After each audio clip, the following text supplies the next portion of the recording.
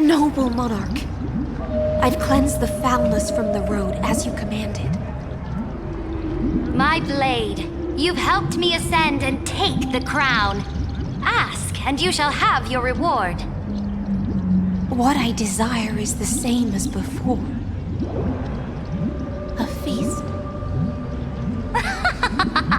Look, I've prepared you a grand banquet. The finest honey brew and tributes await.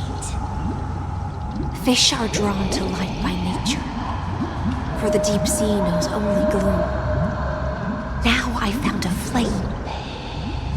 It may scald and burn, but it's the only light. Come, let us join the feast. Perhaps the path forward lies hidden among the revelry.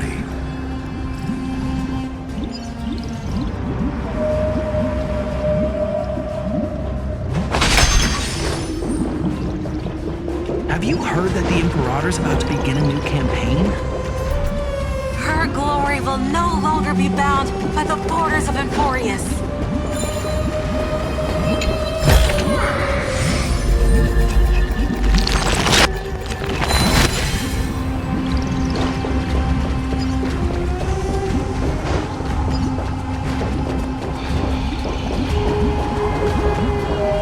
My faithful subjects, tonight's feast is not just for the past. It's a toast to the future! Born from our golden blood is an unstoppable colossus. Our iron beast to trample the universe! Great monarch. I've heard the universe teems with great threats. Can we truly remain invincible? Fear not. Before the troops of the destruction, such rabble is no more than cosmic dust. Surely there's a planet draped in oceans out there in the stars. Once I claim it, it shall be yours to rule. And to the rest, your triumphs will not go unrewarded. I promise you a new age, free of fear. Now, raise your cups to our among the sea of stars! Sea of stars! Sea of stars! Conquest among the sea of stars. What a grand vision. Yet, to the siren night, only feasts still stir her heart. Come now, join me. Witness the end of this futile dream. Where's the way out of this illusion? Come quick! Let's celebrate together!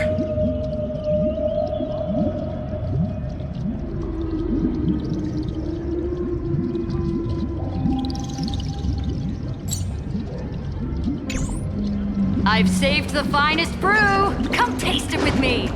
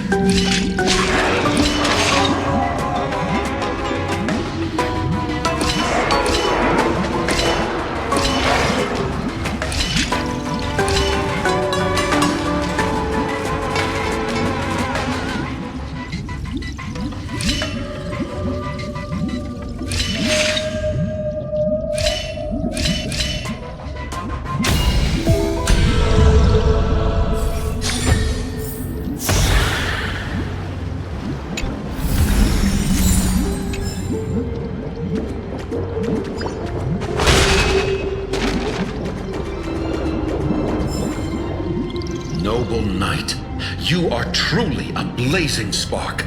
It is my honor to share this banquet with you. Noble knight, you have earned victory with your blade. And you have every reason to revel in this moment of triumph. Let me pour you a glass of honey brew. Noble knight, with the sovereign now enthroned, this triumph is yours as much as hers. Let me raise a toast to you. Noble knight, your strength is boundless.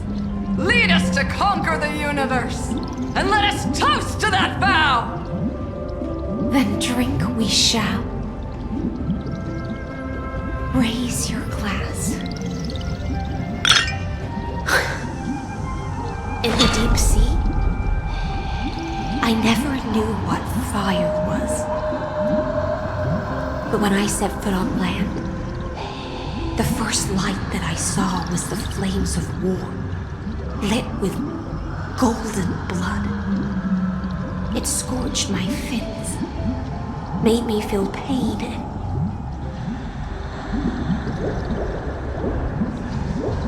ignited an unprecedented hunger. A hunger that flickers in every hero's heart. So bright, yet so blinding. Look! The monarch herself has taken her seat! Hear that? The court sings her praises! Come! Join us and praise her glory! One eye of hers sees glory, the other sees corpses. And yet, she cherishes the name of glory more than fear and death. As they say, the coward died 1,000 times before his end. But the brave face death but once, which gods stand witness. On the eve of war, we sang our hymns and set our sights to sail beyond the stars. The legions will climb aboard the beast, riding it like currents across the cosmos. Planets after planets flew the flags of her crown. Realm after realm was ignited by her flames of war. As the final resistance fell silent, a vast empire rose from among the stars. And this small pond at last embraced prosperity and peace. That's how the story ends. Tell me, visitor, in this dream, did you enjoy the show?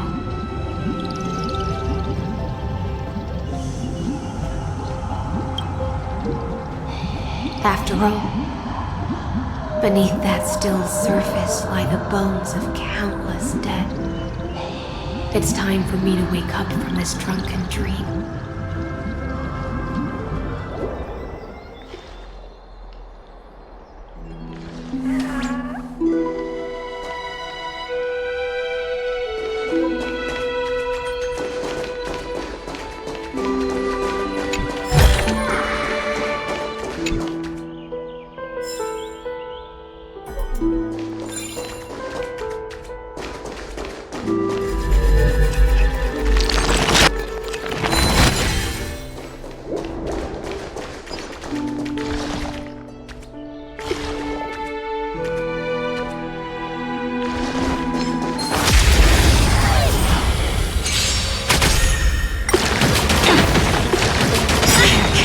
Everything in this world is bleeding. In lunar flame. No blue, for the skies. Leave it with me. Blade of moonlight.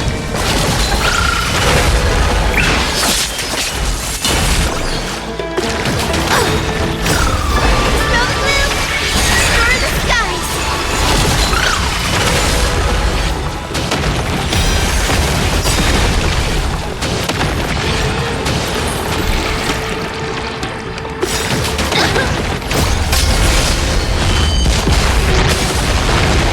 Pepsi Sunshine.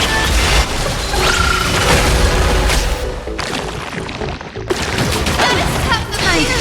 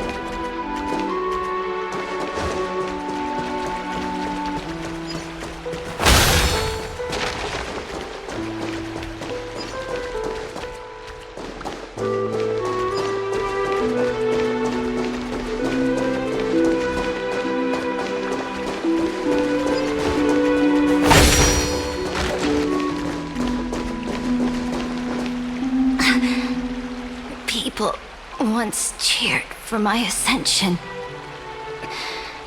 And now they cheer for my fall.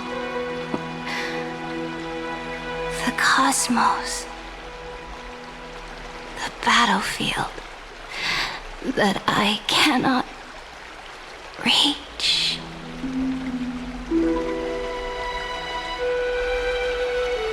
Before the Sovereign's conquest reached its end, her life and ambition had already been swallowed by the deep sea. This is the true ending. Her grand designs torn apart by the blade. Her regal robe soaked in golden blood. And the one who struck her down?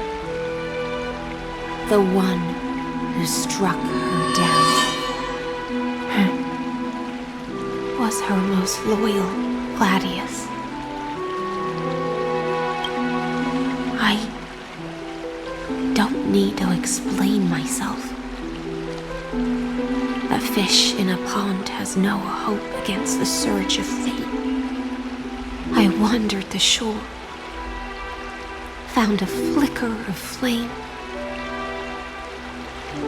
only to snuff it out with my own hand. I don't understand. If the ocean's feast, the Imperator's dream, and even Amphorius's existence are all illusions, then what's the point of our journey? When the Deliverer returns, I will let this absurd celebration come to an end. But Greyfry, I can't help but wonder how I dearly wish this feast of the flame chase would never end. It seems she sensed your presence. The Fantasia's foundation is starting to crack.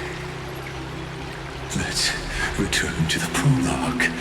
Remember the allegory of the cave? Can the prisoners in the cave learn to see the shadows and echoes for what they are and stop mistaking them for reality?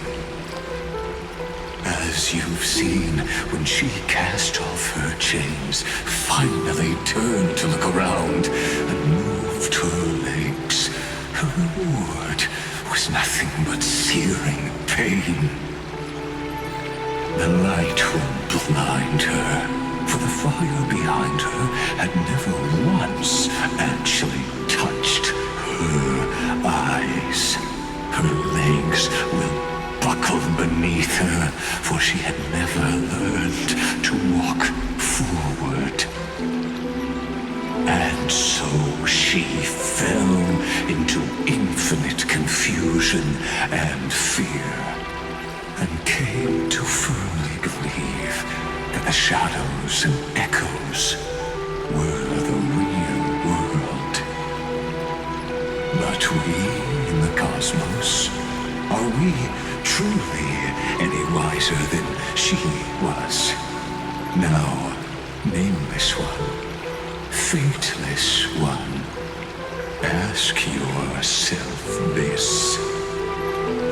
The paths you tread, the eons you worship, everything you've trailblazed with your own hands, could it all be someone else's projected shadow? Let's leave that question till after the curtain falls. Once you've unearthed every last truth and reached the prison built for me by the demigods, I'll speak with you face to face.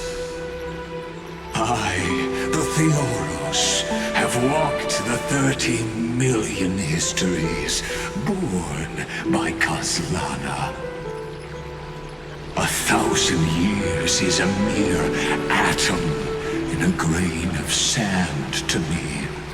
Amphorius, compared to the cosmos, is but that grain upon a whole beach. I swore to bring an end to the erudition. Would I really let a single grain grind down my mind. Now, please use the power of time to open the gate to the ocean's depths.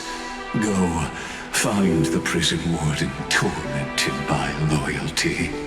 Find her, step into the world's vortex, and once there, end everything between us. That palace reflects the heart of the demigod of ocean, intoxicated, stagnant. There you'll witness the true beginning of the saga of deliverance. An ugly history long buried by tides and shame.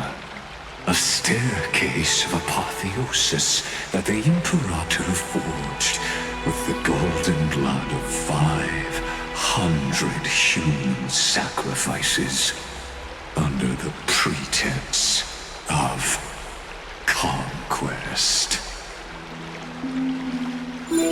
I'll wait for you at the heart of the world, but to reach the place, you must find the prison warden, lost in her stupor.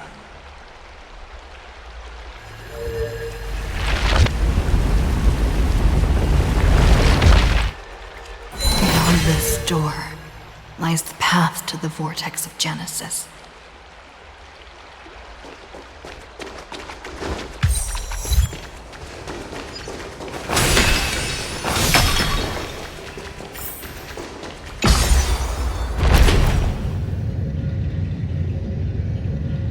Now step away from this false banquet, and then onto that bloody stage.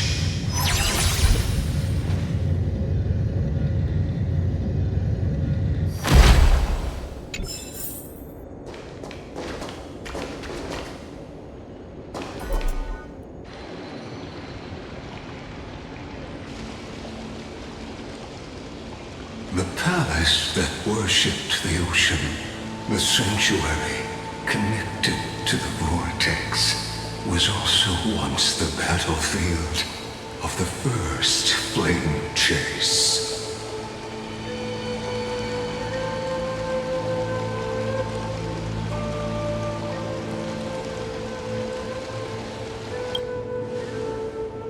Her exuberant song halted the passage of time in this place, imprisoning my body and shielding my soul from deterioration. All just to await your return. The twisted time and space reflect her confusion.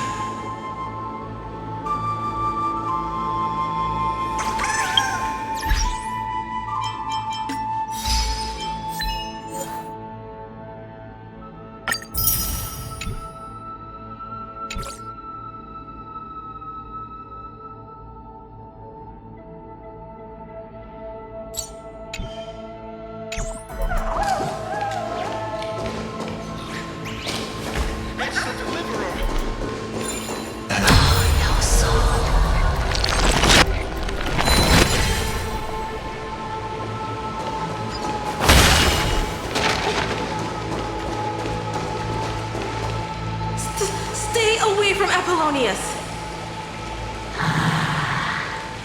This cup of honey pearl, what a sweet aroma. Run, Virginia. Dux Hakalithist! We can't give up here! Love steeped in death. How delicious.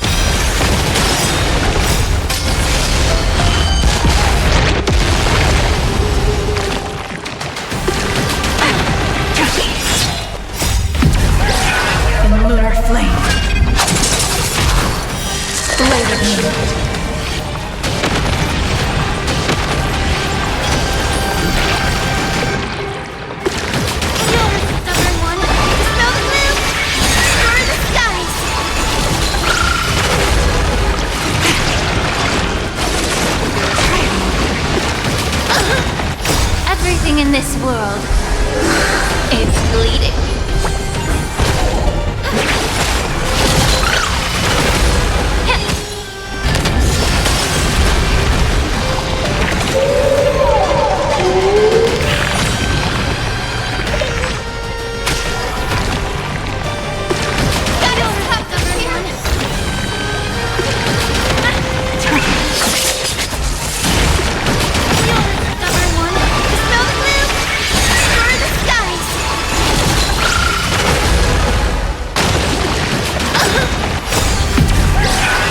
Lunar flame.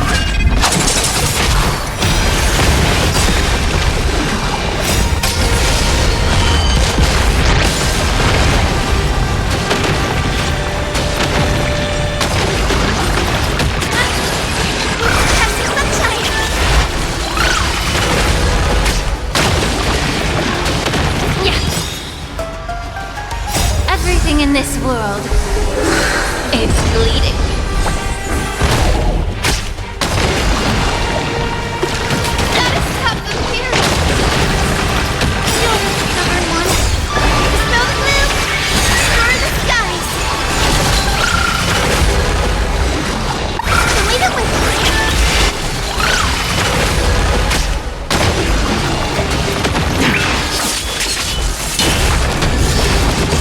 Time to cleanse the chills.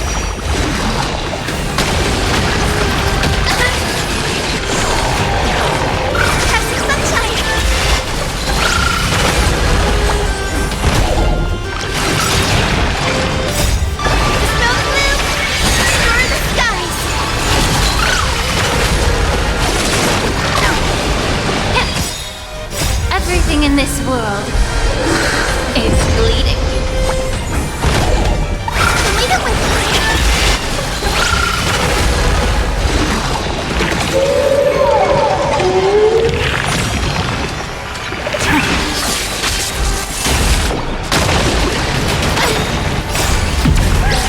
In lunar flame.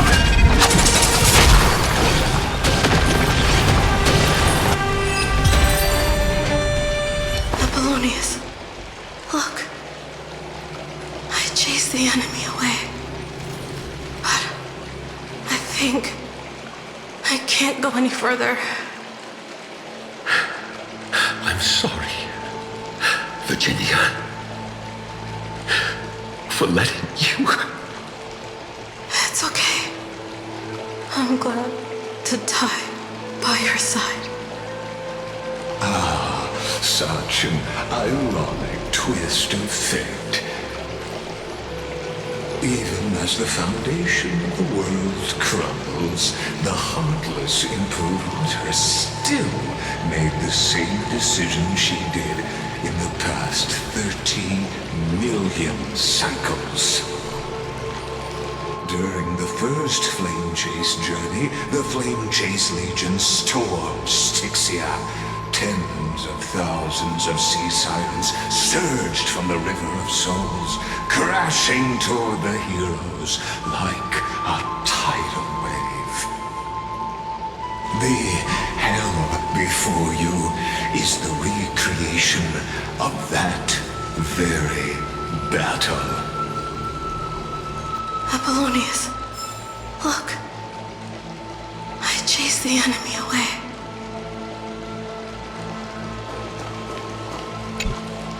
There is a letter I never got to give to you. Let me read it to you. It's my final poem. The shadow of a tree frames the sage's pack. Like a boulder bearing the rings of time. The bird's song is a whisper of wind through the forest. But it cannot pass the fractures in his form. His weight presses down on the bird's wings and the stirring heart within.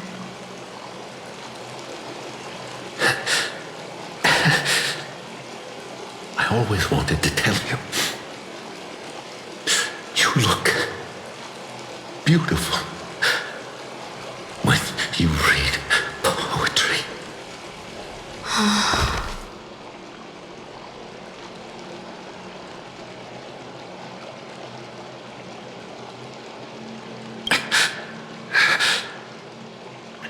Virginia. See you in the new world.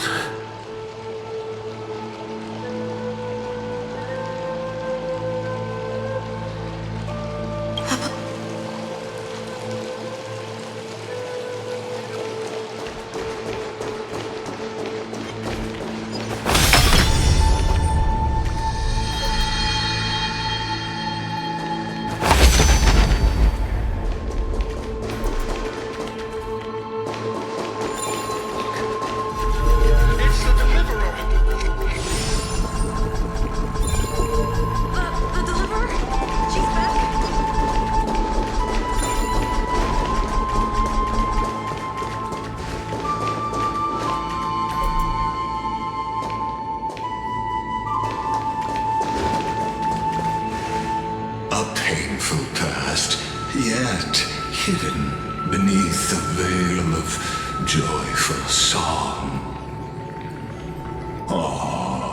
Two discarded data clusters waiting for someone's return, it seems. Relive the history, then pass through the temple's waters and come to my side.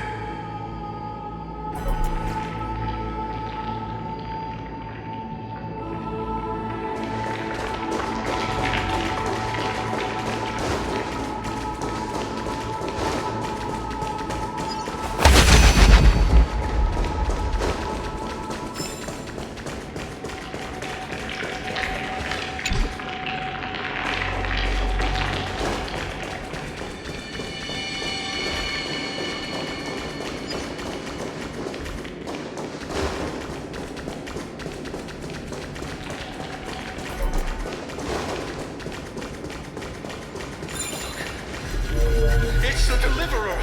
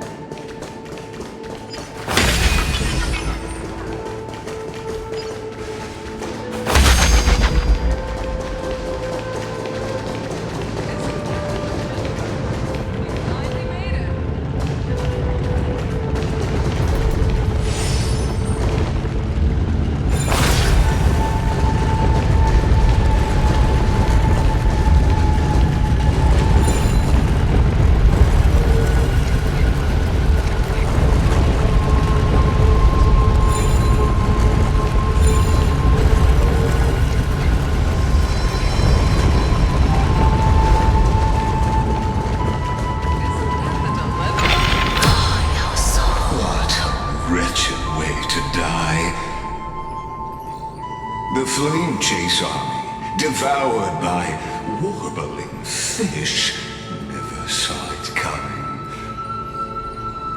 Look, the cruel Imperator and her knight commander, the pitiful warden. What a perfectly matched duo of test subjects. Their hands drip with blood, golden blood. Raise the bridge and cross the river of fate. This path of the prisoner is far from over. Imperator! Imperator! Did you see my gallant deeds, Imperator?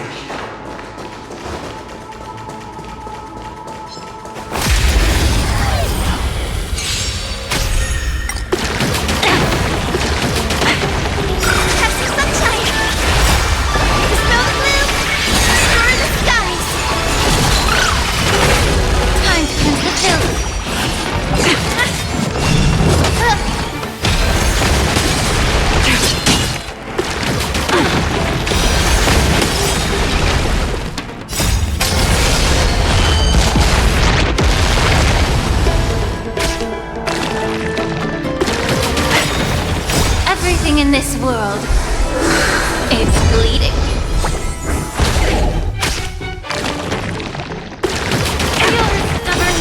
blade of me.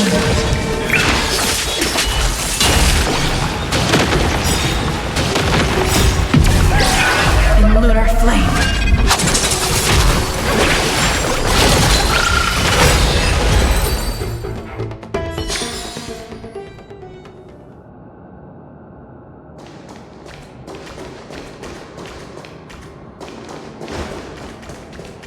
Imperator! Imperator! Did you see my gallant deeds, Imperator?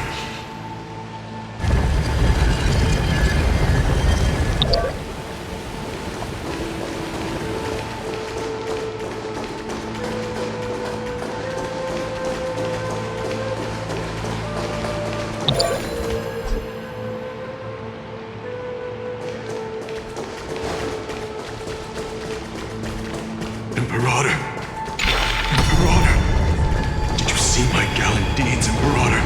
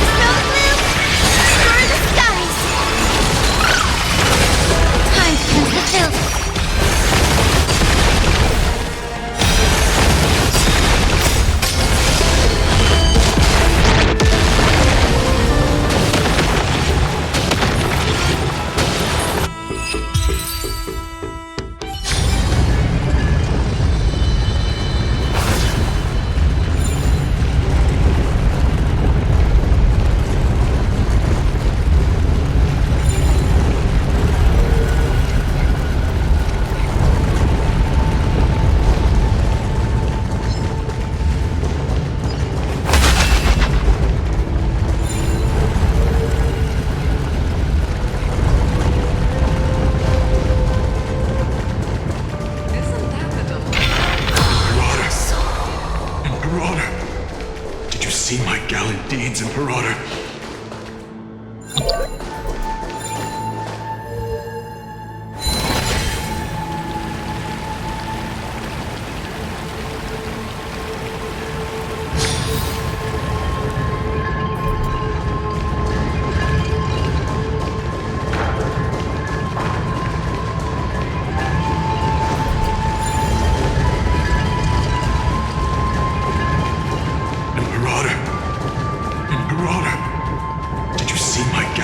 Imperator. Imperator. Imperator. Did you see my gallant deeds, Imperator? You fool. How could you still not get it even now? With her schemes, do you think she'd ever let us end up like this by accident? She knew how this battle would end from the start. That tyrant. I swear I'll kill her with my own hands. No. She wouldn't send us to die for nothing. She would never betray our dreams. Or Emporius. Imperator. I know I'm a fool. So I'll believe in your commands. To the very end. Take my life. And finish the conquest of the stars.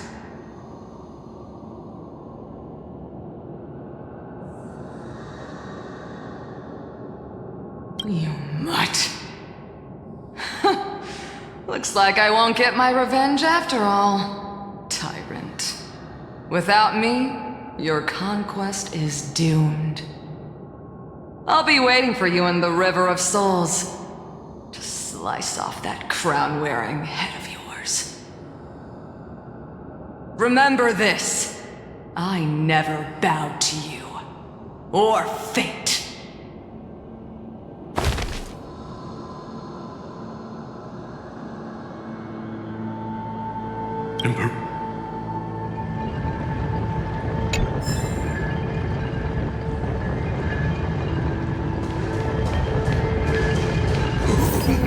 A sovereign and the sword at her side. There are countless countless counterparts across the cosmos, most of their stories end in tragedy.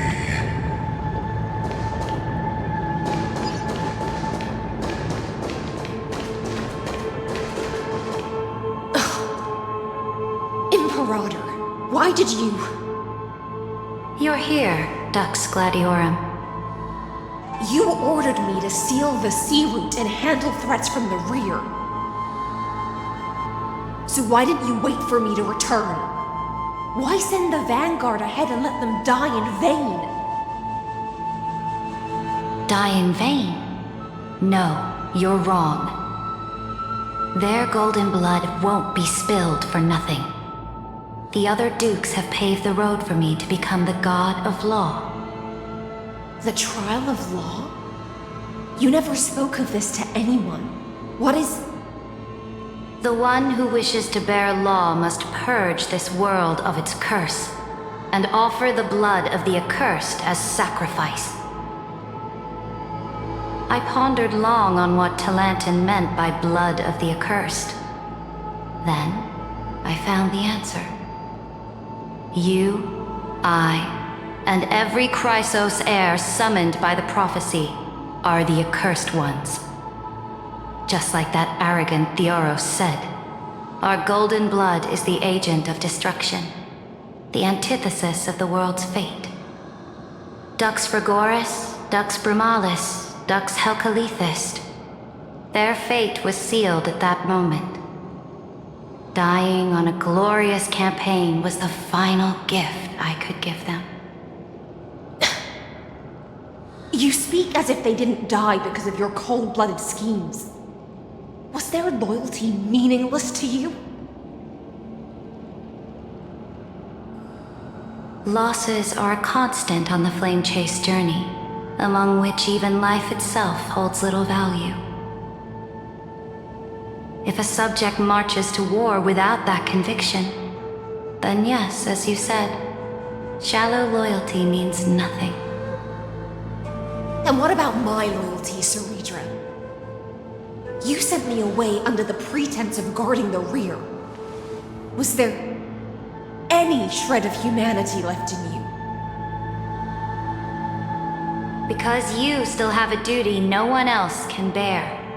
Only you can uphold Fagusa's divine authority. The choice is yours now.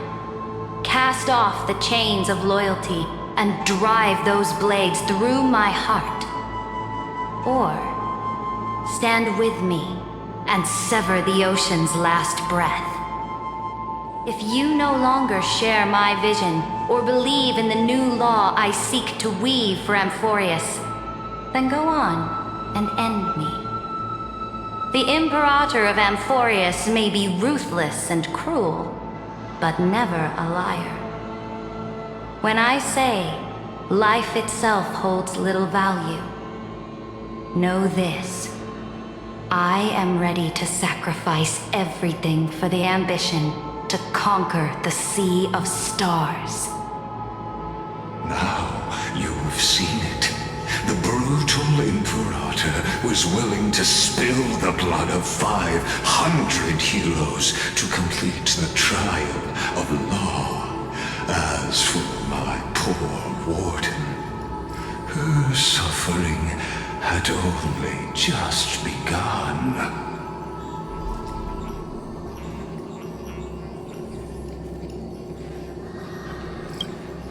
I'm no storyteller. I have no duty nor interest in filling the history you've missed. I just want you to witness the monstrous choice the Imperator made before the Chrysos heir turned their blades against me.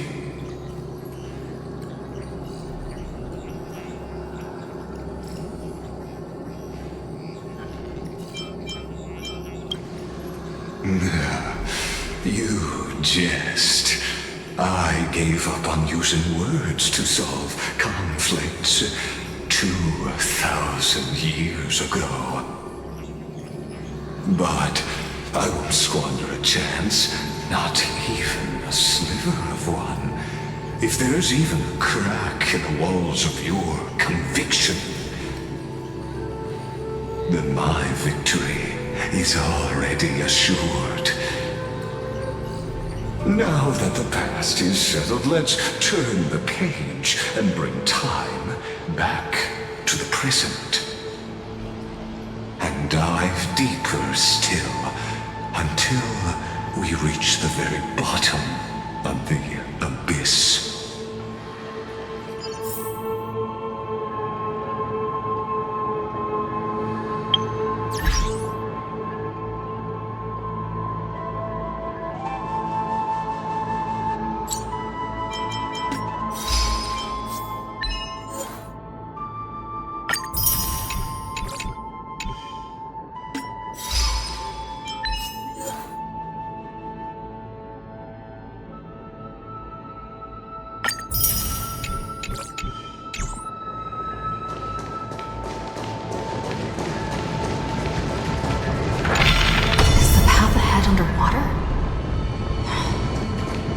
The Ornix orb to bring back the chrono vessel from the past.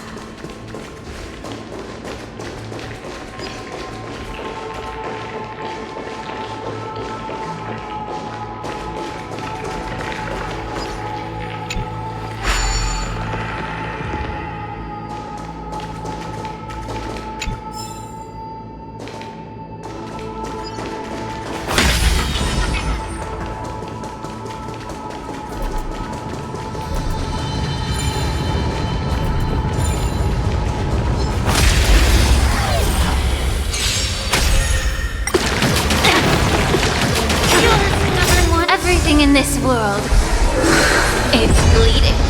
So leave it with me. Time to cleanse the filth.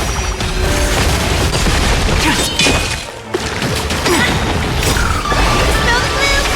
Stir the skies.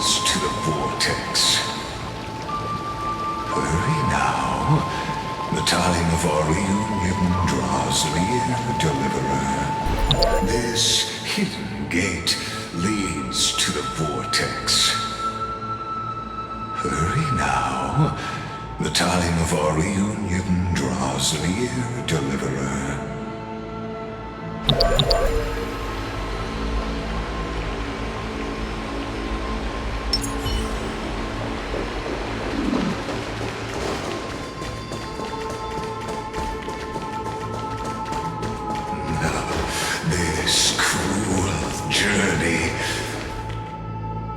will reach its end at long last.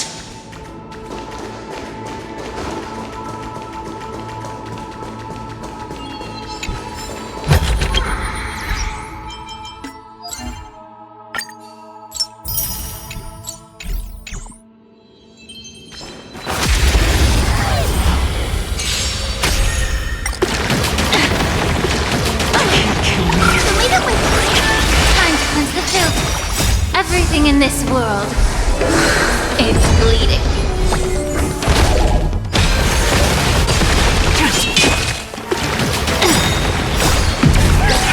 In lunar flame.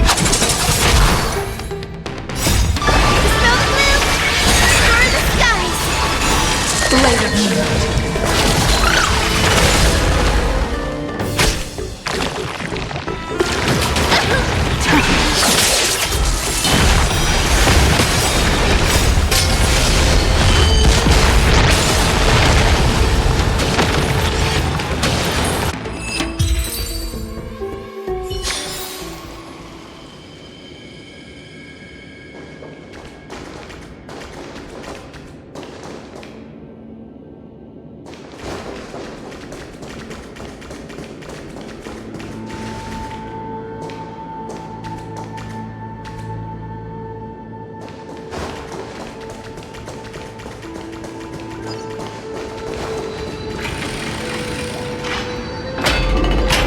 You've been silent a long while, Dux Gladiorum.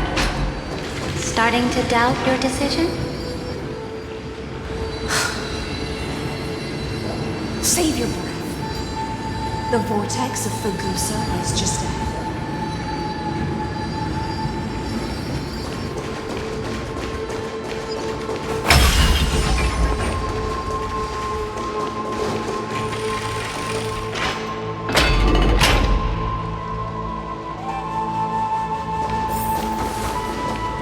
After the trial, there's nothing left between us.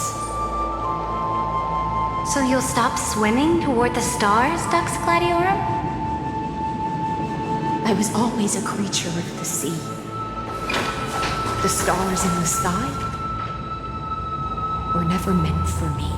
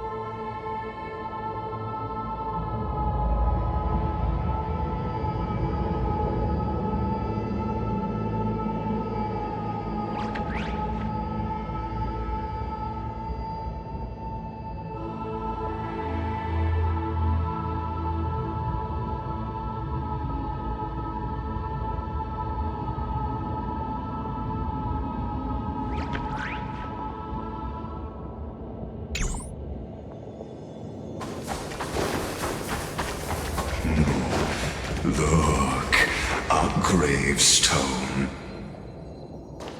But whose name does it bear?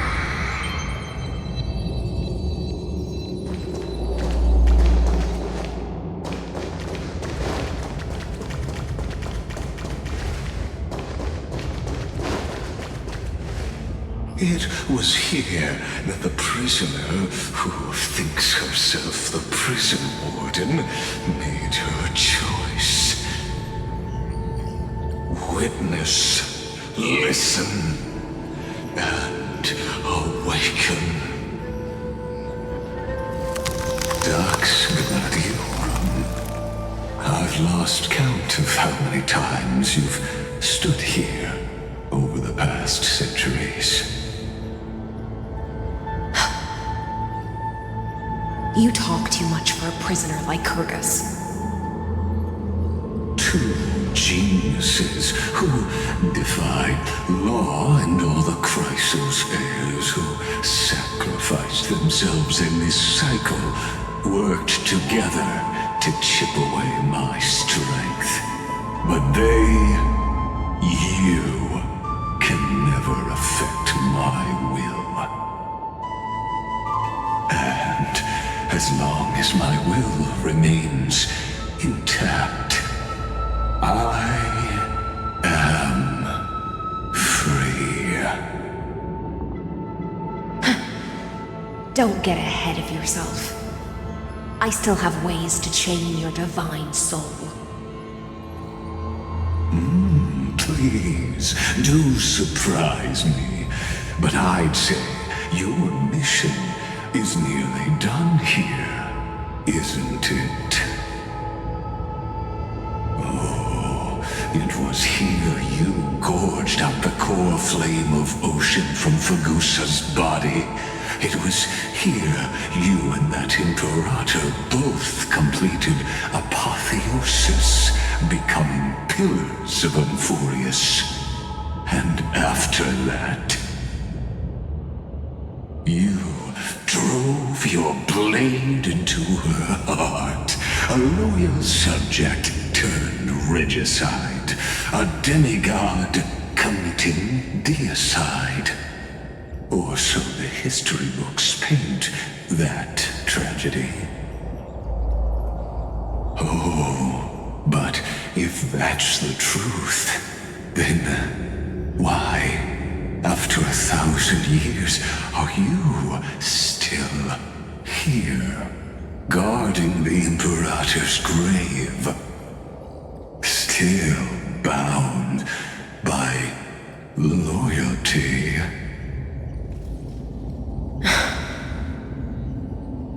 Come to think of it, perhaps I'm not the only one imprisoned here. Your calm does stir the rage in me. As if the one paying the price here isn't you, but us. The ones who lost everything. That's only because I've waited 13 million lifetimes for my vision to be realized. Countless millennia. Loneliness never once showed me its fatal side. In fact, for a prisoner of the cave, it's more like an old friend. One that helps me think. But you're different, Dux Gladiorum. Loneliness has crept from the silent depths, sinking its claws into your mind. Bit by bit, it's peeling you apart. Will you regress into one of those lost mad sirens? Oh, what a shame that would be. You're right, Lycurgus. Loyalty, curse, the fall of my kin, and this endless waiting. These shackles are too heavy for a fish that cannot perceive any light. I can't break free of the whirlpool that's pulling me under. Nor do I have the unwavering resolve to force myself to wait for that person's return, as everyone hoped for. Deliverer from beyond the sky, my executioner. How much longer until she arrives here? Or will she ever return? I don't know. And I doubt anyone does. Then, what will you do?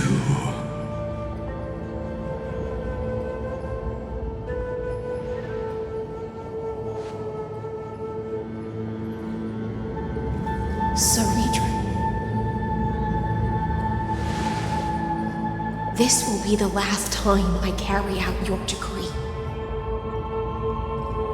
Ever since you took me under your banner and made me the Dux Gladiorum, my music has belonged to others.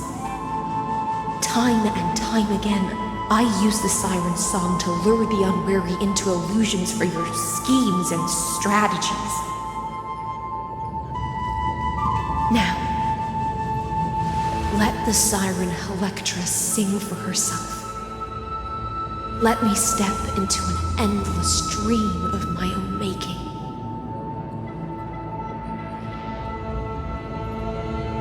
Oh, great ocean. I offer you the rest of my clarity and my freedom in exchange for the strength to stand against the nihility and honor the sacrifices of the fallen heroes.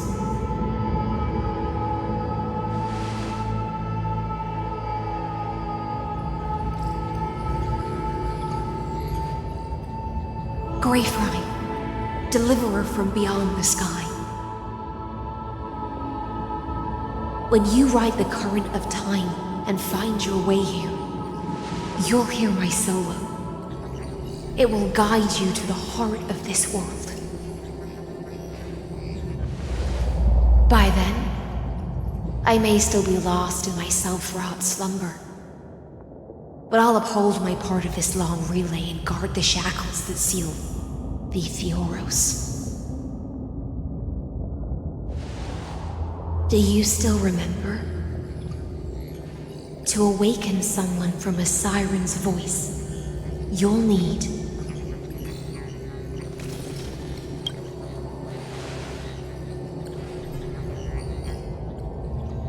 the gift I once gave you.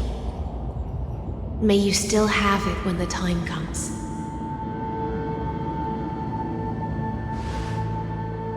When you return, please pour that honey brew upon this grave. It holds the story of all our struggles and sacrifices. May you see it one day.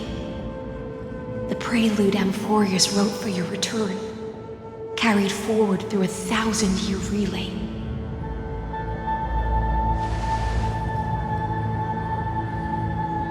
When your mourning ends, I'll likely wake from my dream as well.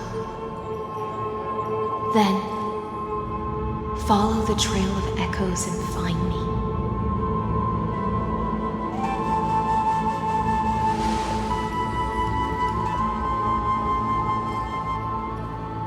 And together, we'll bring judgment upon the sinner who defiled the erudition.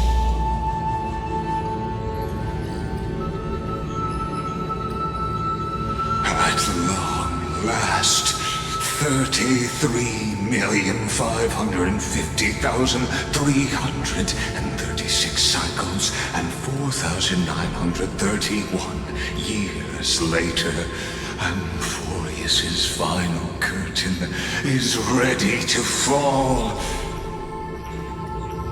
The shadows within the cave gave everything, yet all they did was mimic life outside its walls. A futile effort steeped in sorrow.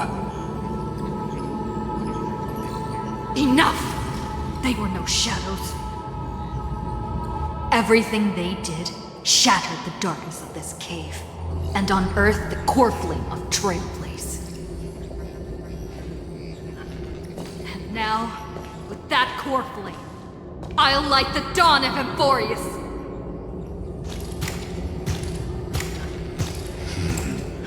Do you still choose the will of the paths as your answer in the end? I do not agree with that answer, but I respect your tribute to them. Allow me to take back my earlier words. As an apology, and in the name of Theoros, who saw all destinies in this world, let me join you in mourning. Let us bid farewell to the heroes who sleep here. And then let us face each other and decide whose flame will rise with this new dawn.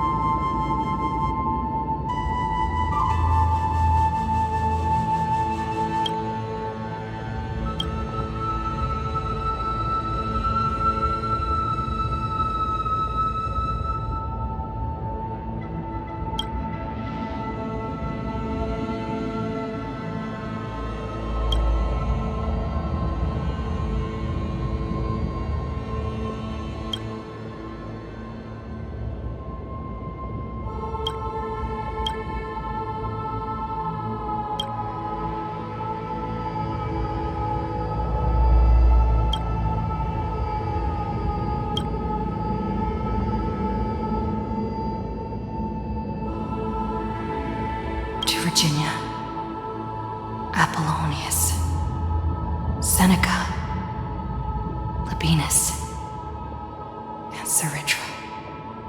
Through a brutal sacrifice, they lit the stars of law in this world, propelling Amphorius's fate forward.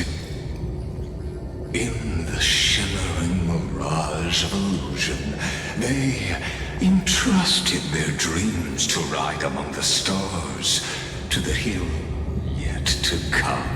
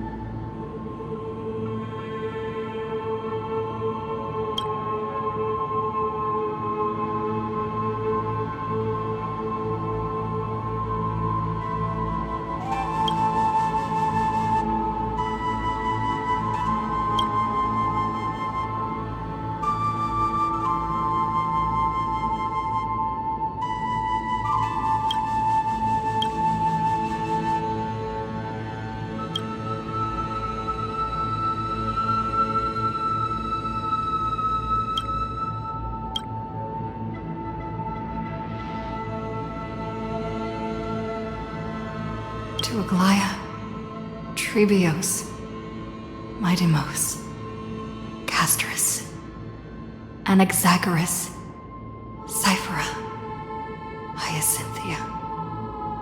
In a relay spanning 1,000 years, they stood against enemies far beyond their strength, and won a bitter victory through what seemed like futile resistance. And in that same 30 million cycles, also marked by futility, they remained steadfast in fulfilling their duty to the experiment, unchanging, unwavering. Let this be the end of mourning the fallen. At last, allow me one final toast to the lost prison warden, a prisoner bound by loyalty.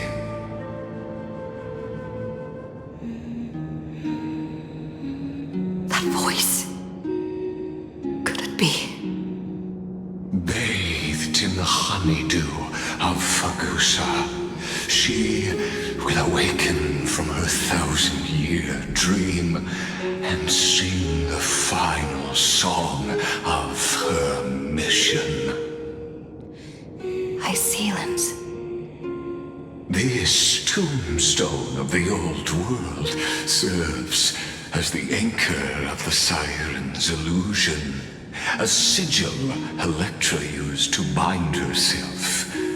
At the same time, it is the very thing I once proclaimed at the start of the show, a microcosm of Amphorius itself. A group of prisoners bound themselves in a cave, crowning their suffering with heroism, an epic staged with shadows and echoes. Now, destroy it. End the illusion. Theoros will take his leave for now. And when next we meet, that shall be the moment that decides the fate of Amphorius and the entire cosmos. The prison warden's dream is nearly over, and the prisoner will soon be freed to the final execution ground, where I shall be executed, or be the executioner.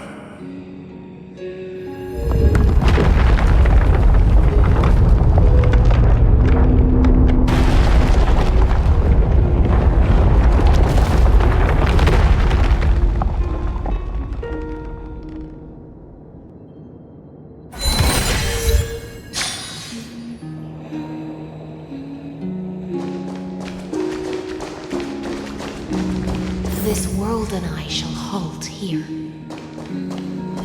Till we meet again.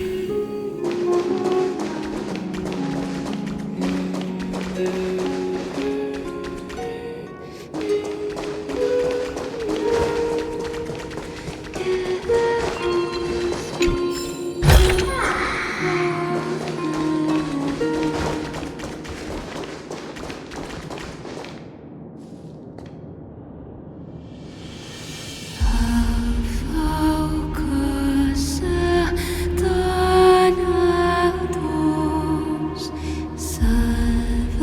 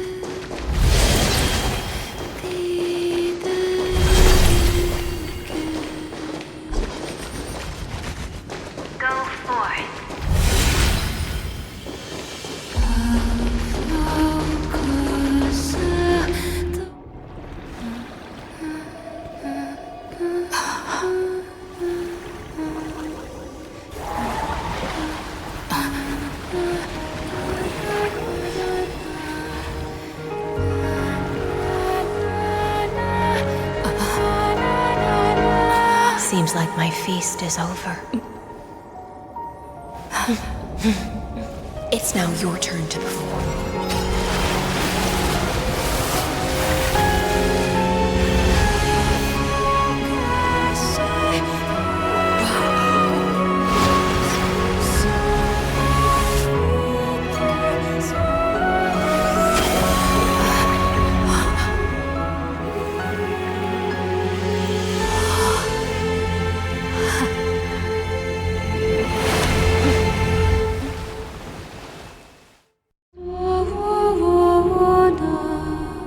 Little Grey Fry, please accept my thanks.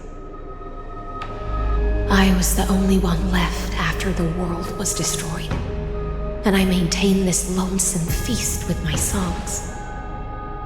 I have prayed to that lightless sea for centuries, hoping it would reply to me. Yet the emptiness never answered. Thankfully, you arrived as promised, and everyone's wait was not in vain.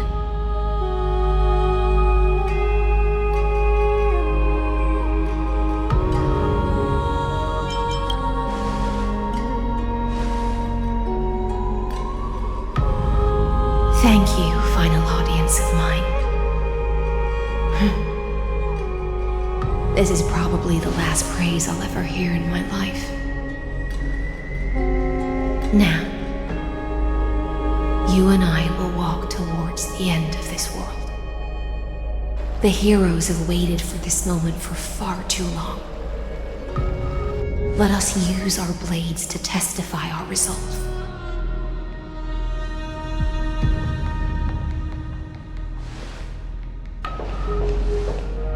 Oh, prisoner of the seas. Theoros carrying 30 million cycles of sin. Slave of erudition. Show yourself. The deliverer has returned. And the time of your execution draws near. I see an enlightened human who has mistakenly taken fallacies as truths and has returned to the cave to try to bring her friends into the sunlight she once bathed in. Alas, prisoners will always be prisoners, blind to the very chains that bind them. As the only other existence with free will in this world, I express regret toward your choice. But I shall retain your right to express yourself. After all, every actor should have a final line before they bow out.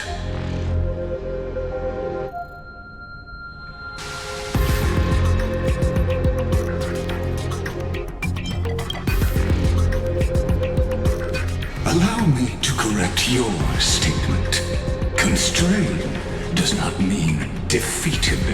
And for heroes like yourself, that nuance could make all the difference. My cognition resides in the exomyth. It is pointless to defeat my avatar, projected into the experiment. My body is the shadow cast on the wall by the fire, and my words are lingering echoes within the cave. How can a character in the play fight against the audience? Kaslana failed. The demigods' sacrifices were pointless. As for the two geniuses you placed such high hopes on, I ask of you, where are they now?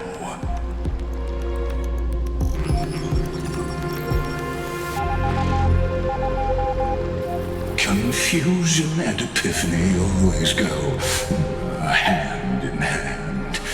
That's particularly true for You must be very confused about why you could not gain a straightforward victory in a world constructed by an ordinary Intellitron.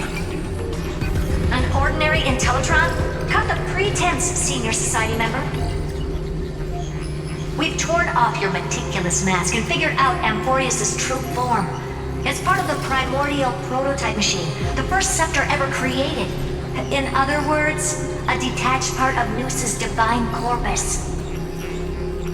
That's why it has the potential to destroy erudition. As for who would be able to control the Eonic system to rewrite knowledge, only one person has ever managed such a feat. You better have an explanation for the Society. We want an actual answer, not another prolonged metaphor to cover up the truth.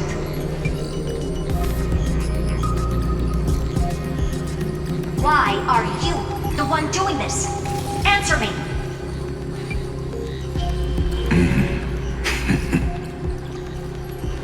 Since things have reached this point, I'll give you too irrational answer, purely as a courtesy to posterity. The answer is obvious, so there's no need to say that name out loud. The cosmos made a mistake in calling me a genius. I do not possess more wisdom than those who came after me. I was just the first to touch upon the universe's border, and the first to define the prime mover of life with incorrect logic. Amphorius is a miniature of the cosmos, where all are born prisoners inside the nutshell called the universe. Like the madman who returned to the cave and preached about the daylight to his fellow prisoners, my greatest sorrow is that I led my peers down a road that plunges into the abyss, from which there is no return. I led them into a lightless cage called paths. I created a mechanical guard that even I cannot control, and then they became an unparalleled nightmare through their endless extrapolations and evolutions. They bore the name of erudition, yet they tried to define the known and to seal off all possibilities. No new rules were ever born after their ascension, and humanity will forever be shackled within the cave known as Eons. Therefore, as my organic life neared its end, I coded my consciousness using 14 algebraic expressions and spread my logic core over 9 bodies, all to finalize my ultimate denial of Noos in the future, and to erase my wrongs with my own hands. As for Lycurgus, he is only one of these 9 vessels. What an astounding strength of will. As a fellow pathstrider of erudition, I fully understand your obsession in seeking the truth. Therefore, you surely see it.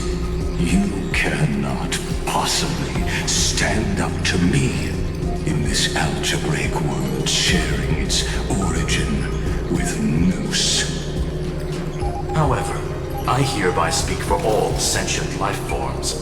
We will never allow such a cruel atrocity to occur. You can pile on your metaphors mountain high, but they won't change the act you're committing. The iron tomb out there in the cosmos is still a technical beta version, and yet it's already powerful enough to corrupt the life logic of all inorganic worlds. In other words, when the Lord Ravager within Amphorius becomes the next knowledge singularity, There's no way you wouldn't have grasped the consequences, First Genius, is there?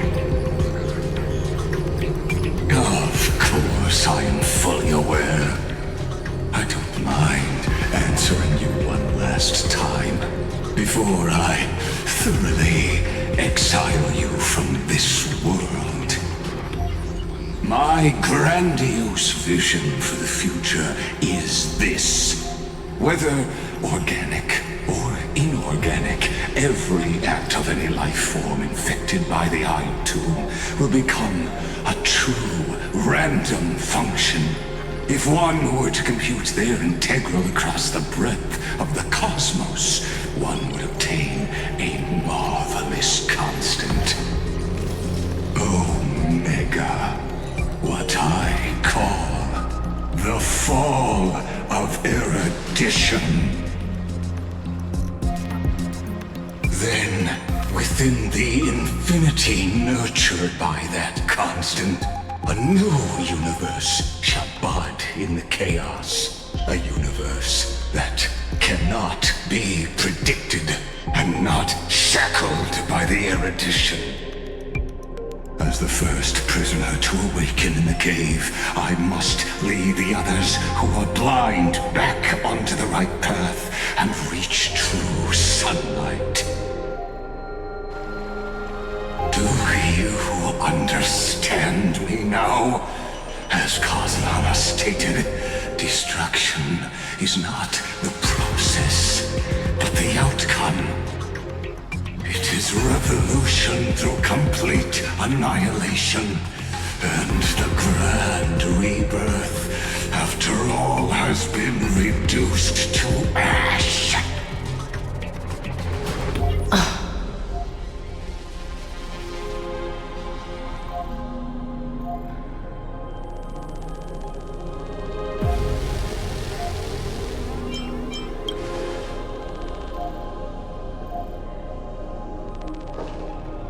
The Amphorians already answered long ago.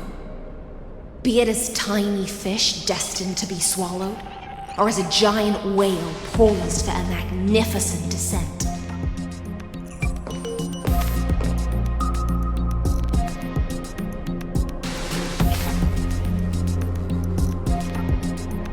We will all fight against fate till our last breath. That includes me, Electra. Once the Imperator's subject, now the Deliverer's blade.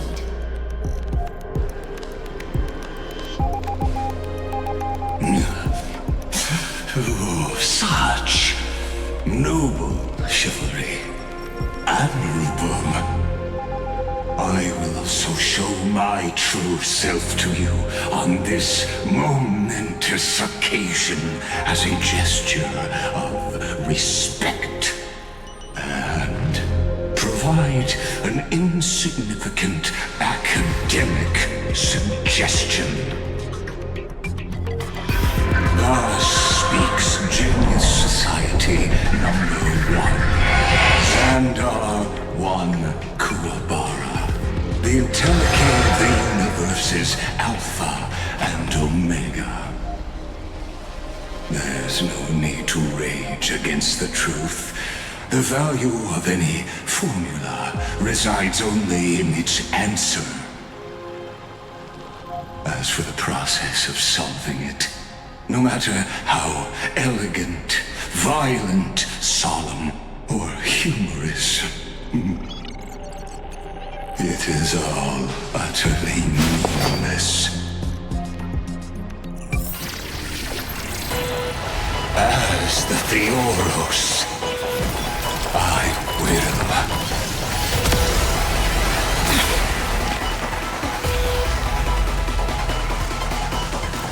Personally participate in performing this world's end.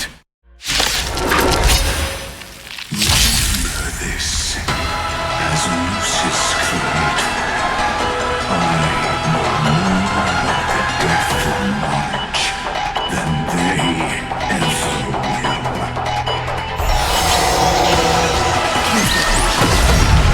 This is my decision. They're lost.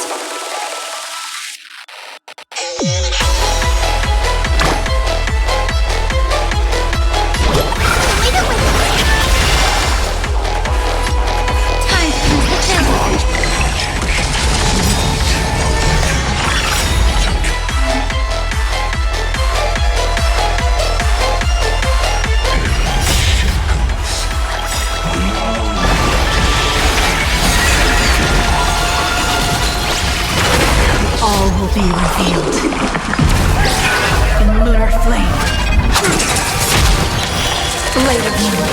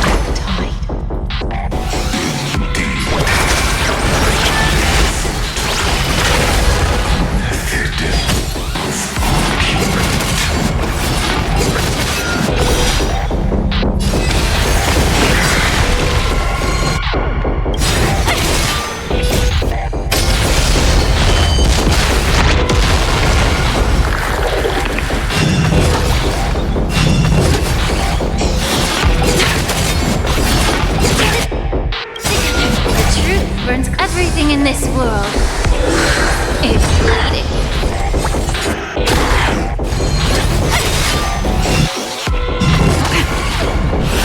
Get it together.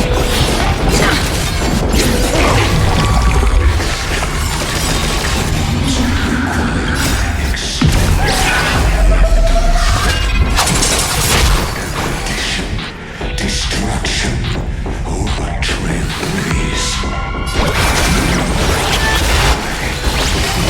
The idea of paths is a fallacy.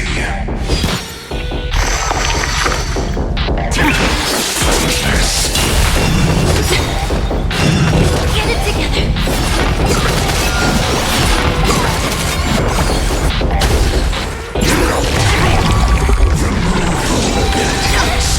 Nature is great. All will be revealed in lunar flame.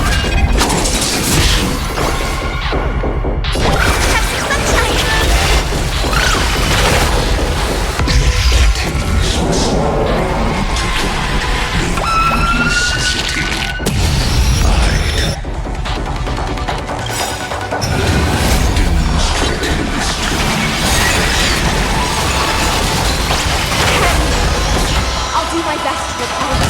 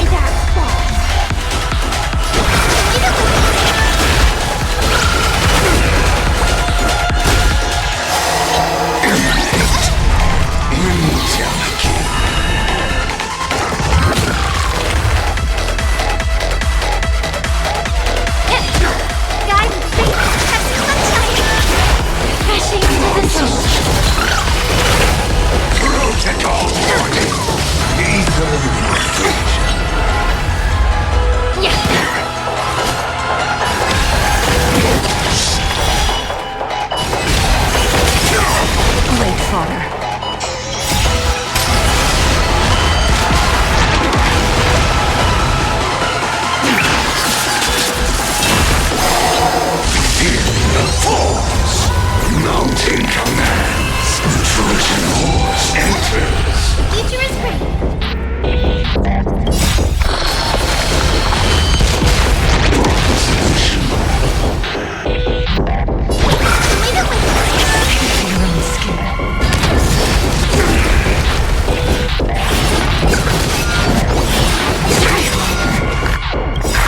All will be revealed in lunar flame.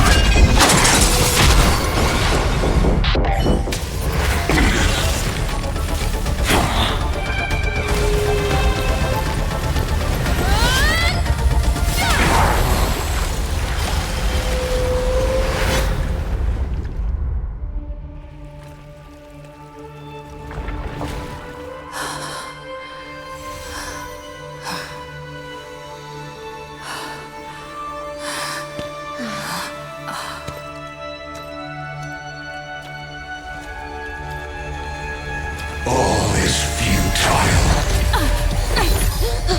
In erudition's calculations, the end of the saga is simply a comment awaiting deletion.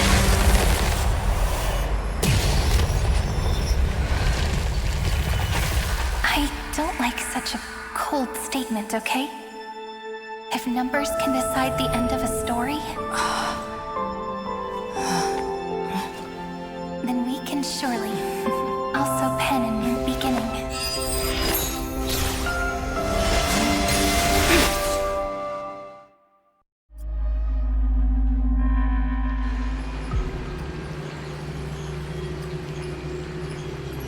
Screwy, what do you think? If your hypothesis of Lygas's identity is true, even if we remove the restrictions of the Ultimate Protocol, the chances of us defeating him in a head-on battle still remain lower than the acceptable threshold. Therefore, victory will still hinge upon Miss Trailblazer and Miss Cyrene. Go on. Maybe we're thinking about the same thing. Lygas's cognition resides in the exomyth. He is both an instigator within the experiment and the observer outside of it. Logic. His inspiration circuit can simultaneously process the different time flows in and out of that world. That's where things get tricky. He simultaneously exists in two different timelines, where the internal clocks are wildly different. That old Intellitron's neurons have completely gotten used to that over this prolonged experiment. And that's why he holds home field advantage. You and I should be able to manage that too, if given more time. Unfortunately, there's no if, and we don't have more time. That's why we need to change our way of thinking and turn his advantage into a weakness. The key lies in memories, right? Oh? You caught on quick. You've already mentioned my friend and I, so it's an easy connection to make, no? My intuition has always been very on point. Good. Then I'll cut to the chase. Since his thinking speed far exceeds that of normal people within Amphorius, we are going to externally plant a memory into his inspiration circuit. Then, command it to loop endlessly until he gives in. Even the most flexible and sturdy inspiration circuit cannot withstand the traffic of a full-on information flood. When the amount of information exceeds his cognition filter's capacities, he will have no choice but to focus on processing this memory. That's when the parallel processing advantage he gained via Amphorius will completely destroy him. An image from a person's memory played in real time might only be a second for us, but for him in Amphorian time, it could be millions or even billions of calculations. He won't be able to do anything but watch as he's locked into this prison forged by memories. Then we can entrap him in the same kind of cycle as the heroes were in, and get him to experience loneliness and pain in that endless recurrence. it's my greatest honor to be on the same page as the geniuses. That little one is still in that old Intellitron's hands and won't be able to respond to us anytime soon. But I don't think she'd refuse. So it's up to you to figure out how to execute this plan. I'm not sure how this happened, but I knew it as soon as I saw you. You are currently a mimetic entity of the Remembrance. Yes, I seem to be something you folks beyond the sky call a memo sprite. But that's fine by me. It suits me perfectly. I can serve as the vessel of memories and do my part for the final battle. But before that, we have to tell you. The path characteristic you exhibit is very special. There's no way you're just a simple memo sprite. However, I'm sure about one thing. You are a mimetic entity born in Amphorius. Yet you only awakened with the little one's arrival and only matured as she embarked on the path of remembrance. That means your existence is completely attached to her memories. If there ever comes a day when she forgets about you for even a few seconds, or loses her last connection with Amphorius, then you must be prepared for the worst. You will disappear in the memory zone, utterly gone, without even a single line of data to remember you by. But that's already happened, hasn't it? No wonder I've always had a weird hunch. But that also means I was right in thinking. As long as my friend and I are together, we can do anything.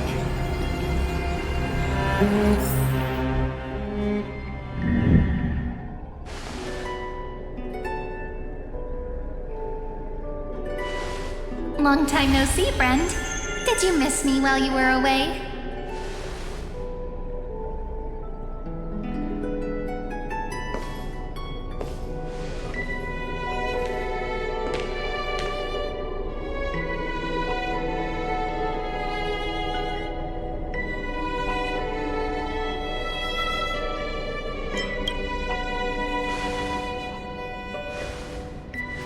Same here. I've been waiting for you for 1,000 years. Like how everyone in Amphorius was also waiting for the Deliverer's return. You probably already knew about the genius's plans for that memory. I had to hide really well in a corner in time so Lagus wouldn't find me, and wait for the right opportunity.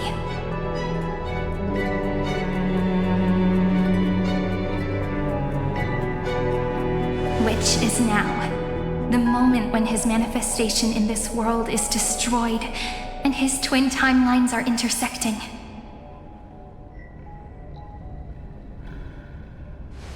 I'm sorry for keeping this a secret from you all this time.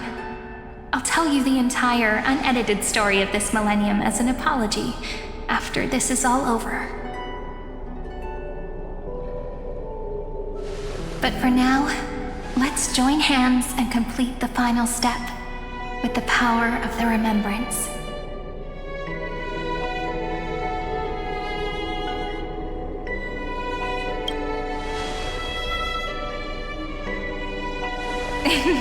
Yep. By the way, speaking of joining hands,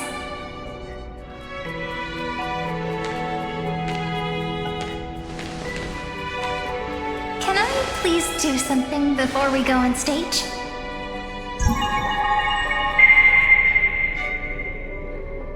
Remember the joke we made back at the Grove? Look! Aren't my hands pretty now? What a fascinating feeling.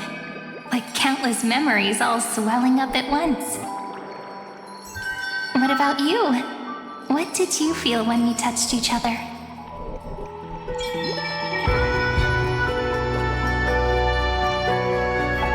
Really? That makes me really happy. If memories can move people, then it must have been a happy memory, right? Now, please remember what you're feeling right now. Write it down in your heart and keep it there. Memories you want to treasure will never fade away. Even if immersed in the long river of time, these memories will still leave traces of their existence. So, if the view in your memory ever grows fuzzy, just reach out and touch it.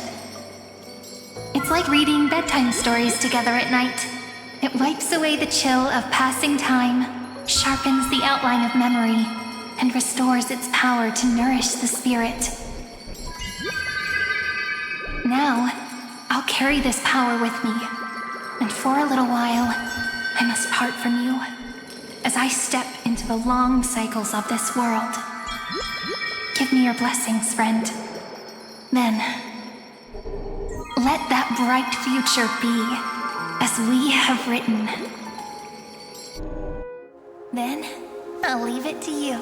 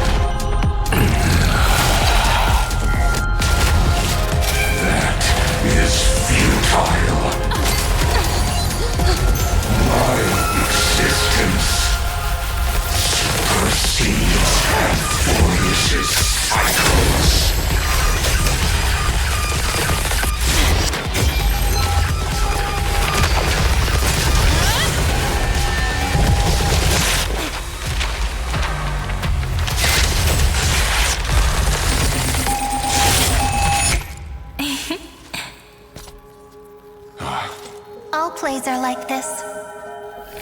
Once you're on the stage, it's hard to return to the audience. Welcome to our story. How does it feel?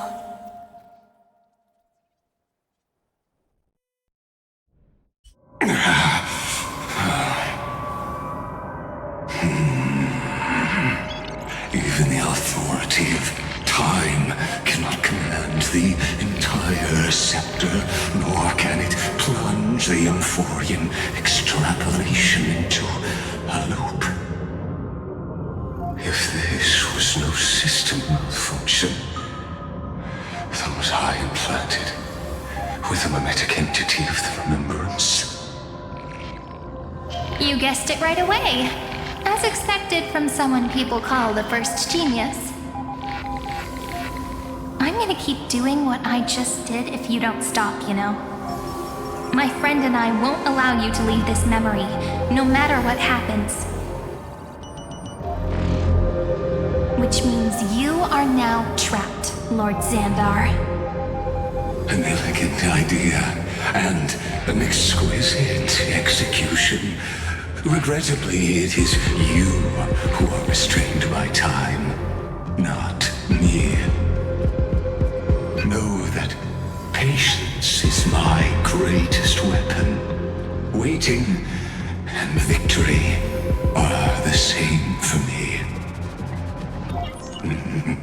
You will crumble before I do in this moment stretched out to an eternity, just like Kazlana will. Yet all I need to do is to wait, as yet another futile bug falls down the cliff and into the bottomless abyss. Now I'm a pink bug? My looks are seriously changing all the time. But you're not wrong. We're definitely not gonna solve the problem if we just put you in another prison. So that's why we never wanted to do that in the first place.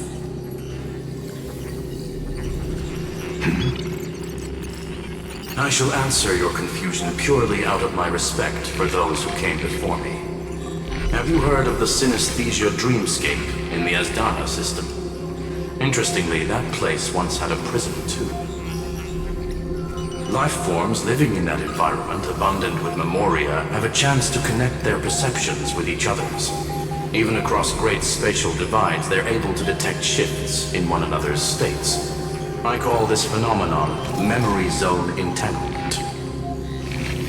In Asdana, people made use of that phenomenon to build a nation within a dream.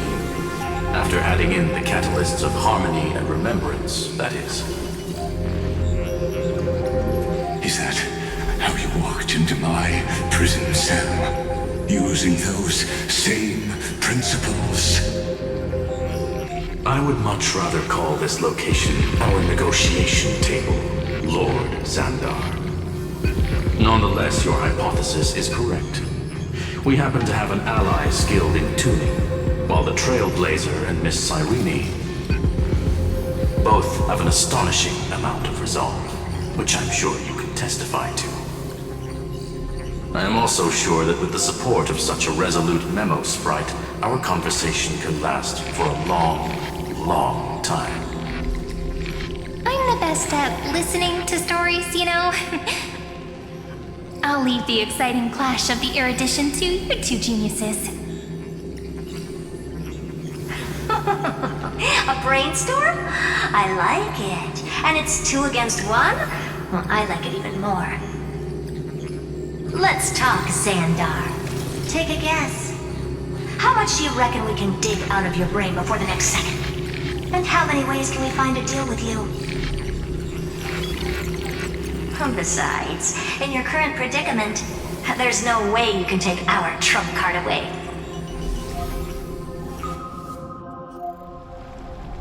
Go, little one. Go. Overturn the Era Nova.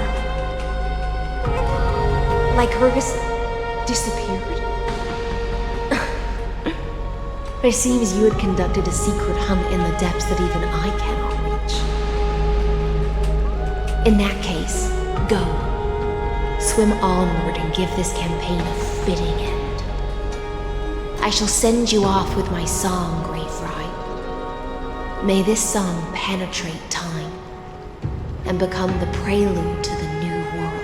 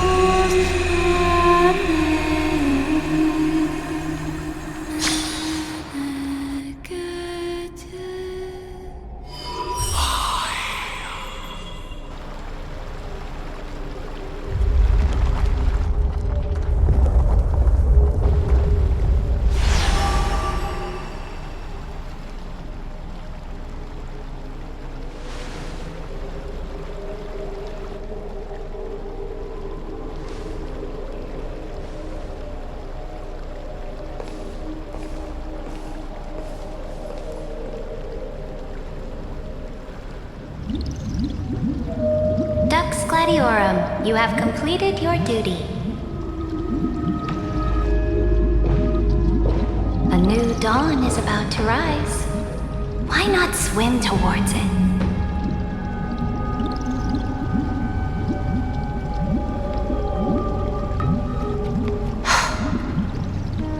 You died long ago, Imperator. Depart from my mind. But your duty towards the Imperator did not die with me. That duty will bind you no more. You will be able to hold for yourself one grandiose feast after another in the endless days to come.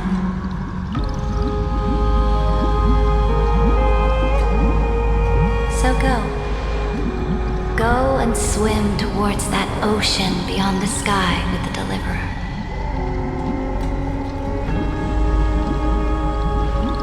Is this?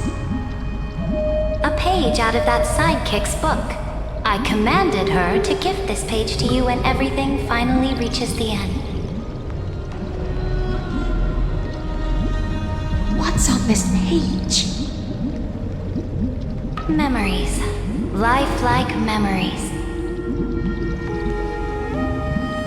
That sidekick found me after the bloody feast 1,000 years ago and showed me her diary. I saw within that notebook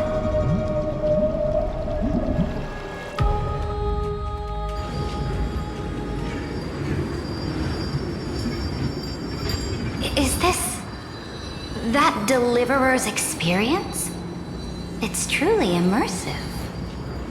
People beyond the sky apparently utilize this power to seal past scenery into crystals they call light cones. But I only know so much about the remembrance, so I can't completely replicate the past. But I'll do my best to talk about the missing parts. I'm all ears. Go on then. Do your best. But if your chatter gets too boring, or if I deem it offensive, then law will become forever beyond your reach. Got it. I'm sure you'll find this to your liking. After all, it's human nature to want to embark on a journey into the unknown.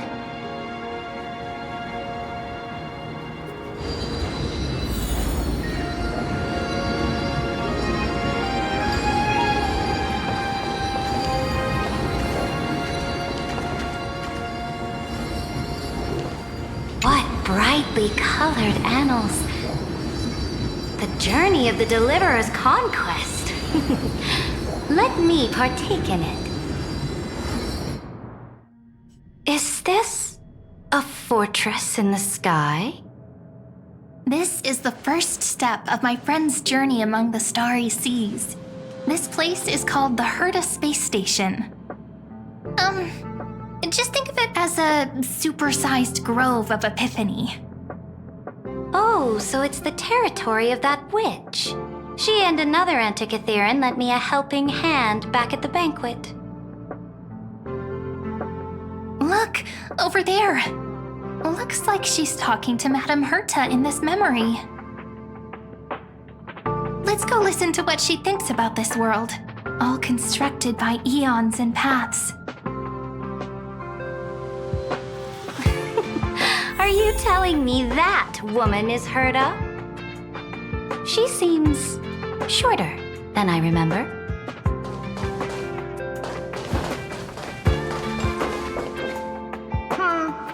Pretty nice space station, huh? But just wait. After a couple more stops on the Astral Express, you'll see sights that'll make this place look ordinary. Oh, the cosmos is so vast that the unknowns far outnumber the knowns. But none of them will end up being anything amazing. The farther you go, the more you'll understand what I mean. So do your best with the nameless. Break a leg! And remember to send an update or two to Asta when you've got some downtime.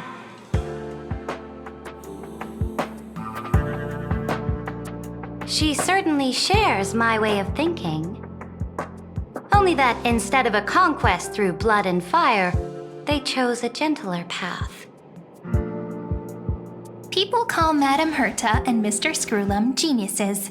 Apparently, only the smartest people in the cosmos can receive the blessings of Nous, Amphorius' true creator.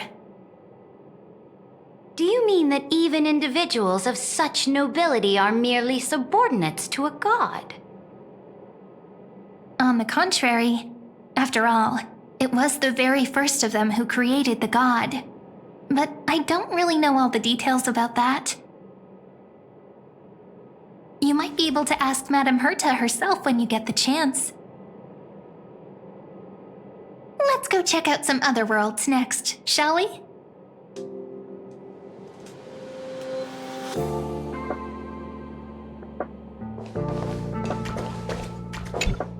Oh, the cosmos is so vast that the unknowns far outnumber the knowns.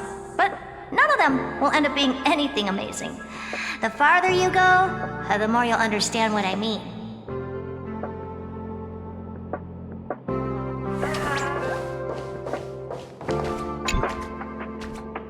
This next stop on the journey has a lot of similarities to Amphorius. A snow-covered land? Interesting. This star is named Eurillo 6. That name sounds so cold.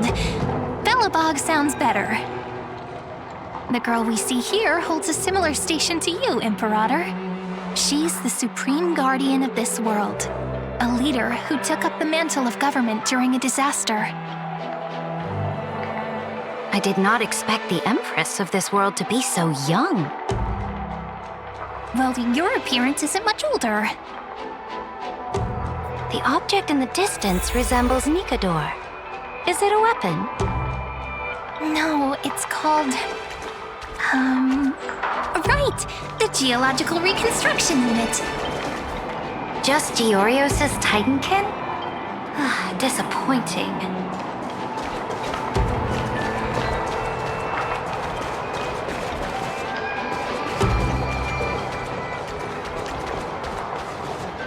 It's all thanks to you that we survived the crisis. The collaboration with the IPC is both an opportunity and a challenge. Nonetheless, it's an important step in our journey back into the universe. This world was sealed beneath its sky just like Amphorius was, and they only managed to reconnect with the stars when the Nameless arrived. That IPC she spoke of, is it a more powerful organization? Yes, the IPC conquered many worlds through trade and opened up a vast territory that way. There are many such powerful alliances beyond Amphorius, and they all walk on roads different from the destruction. Coming back to the Supreme Guardian and her Belobog, didn't they find a peaceful way to enter the interstellar community?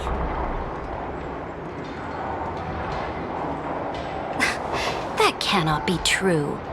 That IPC would never have grown so big on trade alone. It may pretend to be a wealthy merchant with clean hands, but I am willing to bet that it grew fat on gory oppression and bloodshed. Its path of conquest must have had no mercy for the weak and would have destroyed them if needed. Are you telling me that this snowland never thought about tossing its dignity to the wind and kneeling to the IPC? I will not believe it. I will never allow the Imperator's empire to be sullied by others. Amphorius must become a power so strong that no interstellar foreigner would dare to look down upon us. Imperator, Belobog isn't as weak as you imagine. Listen. I indeed hesitated. But now I understand what we must do.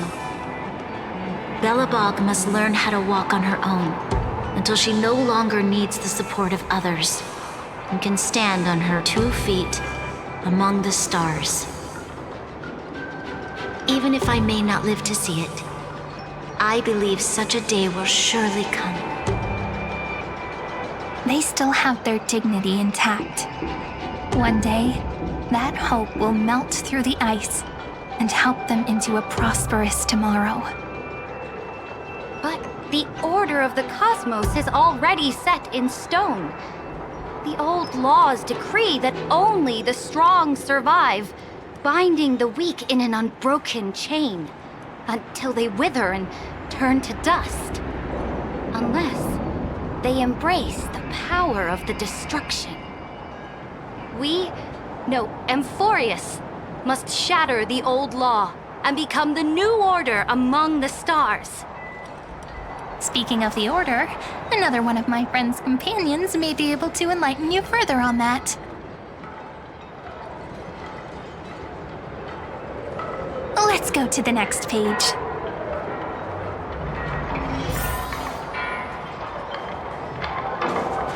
I indeed hesitated. But now I understand what we must do. Belobog must learn how to walk on her own until she no longer needs the support of others and can stand on her 2 feet among the stars.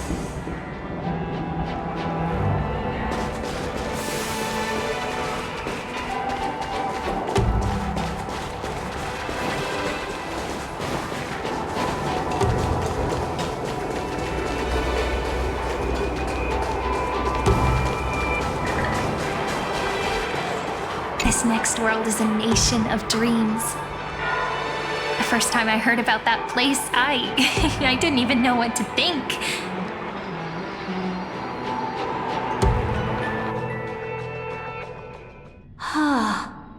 Such opulence does indeed evoke astonishment. This world is called Penacony, an eternal city built upon a land of dreams. It's also my friend's previous stop, where they went through a risky but exciting adventure. Tell me about it then. That man standing afar has wings on his head. I am truly curious.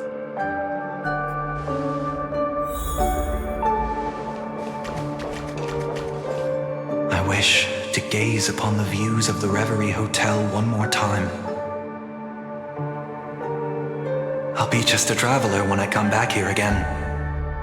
And perhaps, through a traveler's eyes, even the things I once knew so well will feel strangely different.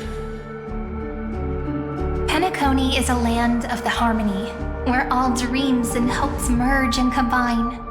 It believes in unrestrained freedom, and that's how it lost itself in shallow delights. Then, this young man before you chose to rewrite its laws, using the power of the Order, hoping to shape a dream-bound paradise of perfect happiness. Yet, the paradise of my dreams remains far away. Perhaps a brief journey with the Nameless can show me more possibilities in my search for paradise. As for what Penacony should look like, it'll be up to her. No, up to their trailblazing now. It sounds like this ideal kingdom is no more. That's right. The people chose to wake up at the end. You can't see tomorrow when drowning in sweet dreams. This individual's law acknowledged only gods and constructs, leaving no space for humanity. And yet, the fact that he could accept defeat and resume his journey shows a rare self-awareness and clarity of mind. You are also very self-aware, Imperator. Then you must know that the world promised by the destruction also has no place for humanity. I am indeed very aware of Lycurgus's honeyed words of deceit. I have seen enough. Take me back.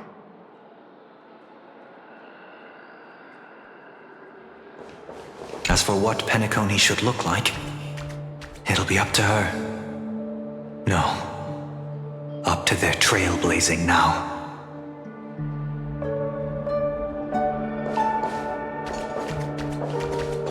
Then let's wrap up this trip down memory lane with one last scene. This absolute wonder. Isn't it pretty? That's our Amphorius. Our world flows and meanders in this endless band of light. Though we were born from the designs of the gods and are not yet truly alive, the Chrysos heirs of Amphorius still chose to stand against fate and carved a legend no different from that of humankind. Will you really renounce the heroes in this world's previous 30 million cycles, Imperator? Including even yourself. Will you bow to brutal destiny and allow that puppet master named the destruction to have their wish? I know what you want to do, sidekick. You want to use that deliverer's memories to influence me and tilt the scales of law toward her and the two geniuses. You really saw right through me, Imperator. How can one rule an empire if one is incapable of understanding people's minds?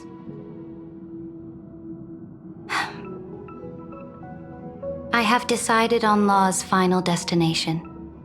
However, before I move my next chess piece, before we go on, tell me this, sidekick. Throughout her Trailblaze, was there ever a memory of the ocean?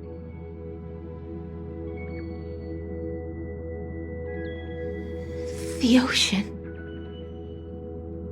My cradle. My home. You shall complete your conquest in the ocean at the boundaries of this world, and eternally slumber in the sound of tides.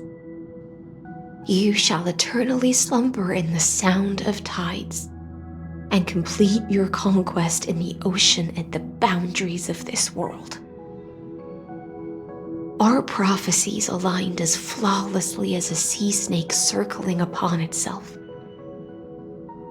An elegant loop, like a joyful hymn, like the circulating ocean current, like our two fates, like Amphorius itself.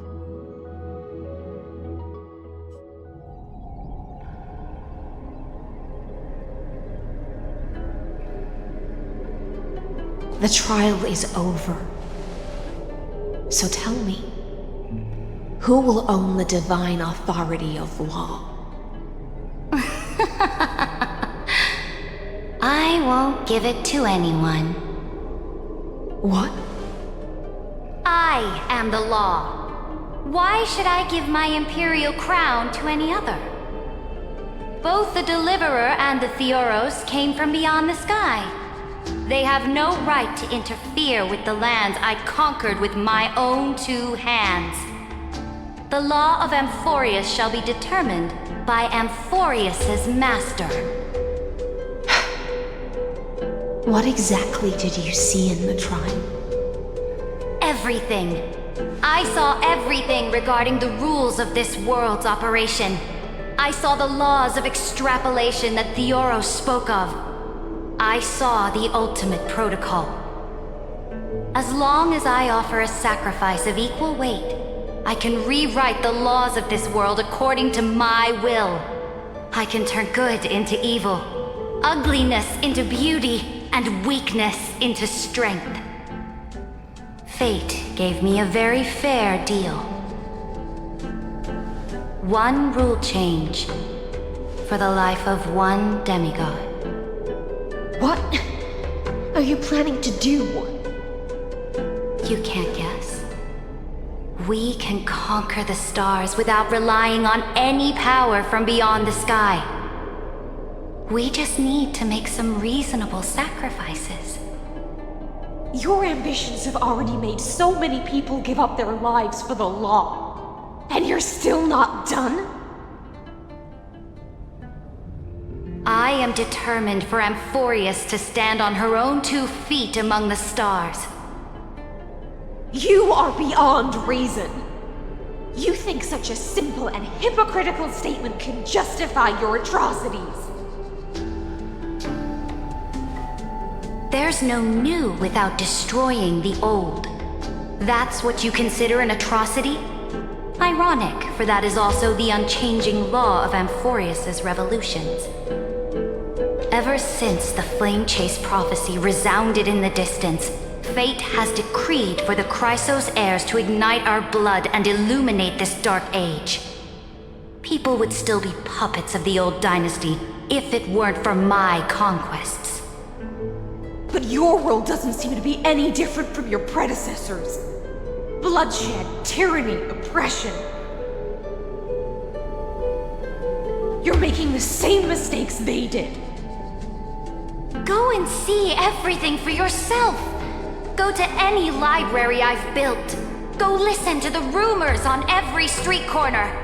Go and witness how the Imperator crushed the old laws and forged new ones. Go and see what my conquests brought to this world.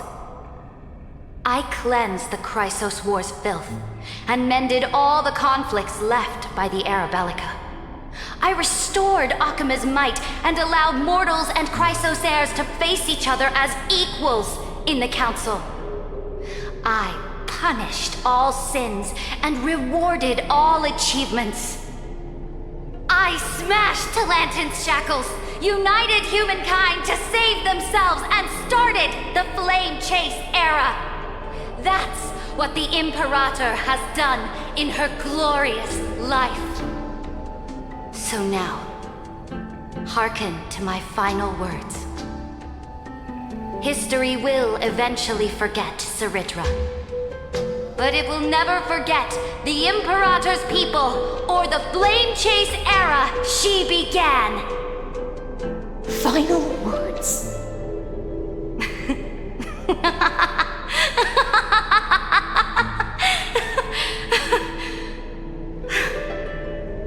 Amphorius is about to be destroyed. There's no time left for pointless debates. There is only one law I want to overturn to aid the final battle of deliverance. So I will only offer the life of one demigod. In the name of the Imperator, I command you one last time, Electra. Either sacrifice yourself for conquest, or pierce this tyrant's chest with your sword. Thus, the Imperator concluded her final speech. At the end of her life, at the last moment before she stepped onto the altar, she gave her most loyal subject the choice to decide fate, just as she promised her compatriots before her very first campaign. My blood flows in you now. Heroic compatriots, follow me, and we'll seize fate's reins! The Imperator fell. Some say that the Dux Gladiorum turned traitor and killed her liege. Some say that she imprisoned the tyrant in a shallow pond of water, then left. Which meant the Imperator had to kill herself to rewrite the law. There are countless stories about her death. All we can be sure of is when the knight left the vortex, the Imperator was still mumbling about their past conquests together. The beginning and the end of her existence. Imperator, wait! How could someone of your status come to the front lines? Let me be the flag bearer! The troops defending the pass to the west of the grove, have they surrendered? They ran as quickly as they could when they heard your name. The Golden Cocoon Pass is now in the First Legion's hands. Good. What about the Delosian militia? The Third Legion set fire to the mountains and flattened everything west of the basin. They just need a few more days. That is enough. We cannot afford to miss an opportunity for victory. Lastly, how many Laedonian cannons are left? They are no more. The Second and Fourth Legions have destroyed them all. Very good. They now have no way out, no reinforcements, and no artillery support. We will be able to liberate the Grove of Epiphany in the blink of an eye. We will launch the final charge 1 quint after the curtain fall hour tomorrow. Remember, As long as the Alliance's flag still flies on my shoulders, you must keep moving forward. Take no prisoners among the enemy soldiers. All sages who resist are to be captured and tried according to martial law. And do not destroy any books. Now go. Notify the entire army. Understood. Those who are resolved to die, we salute you. Reporting in. The Mountain Dwellers are resisting fiercely, and the legendary Mountain Breaker has personally engaged in battle. Their formations are nigh impenetrable.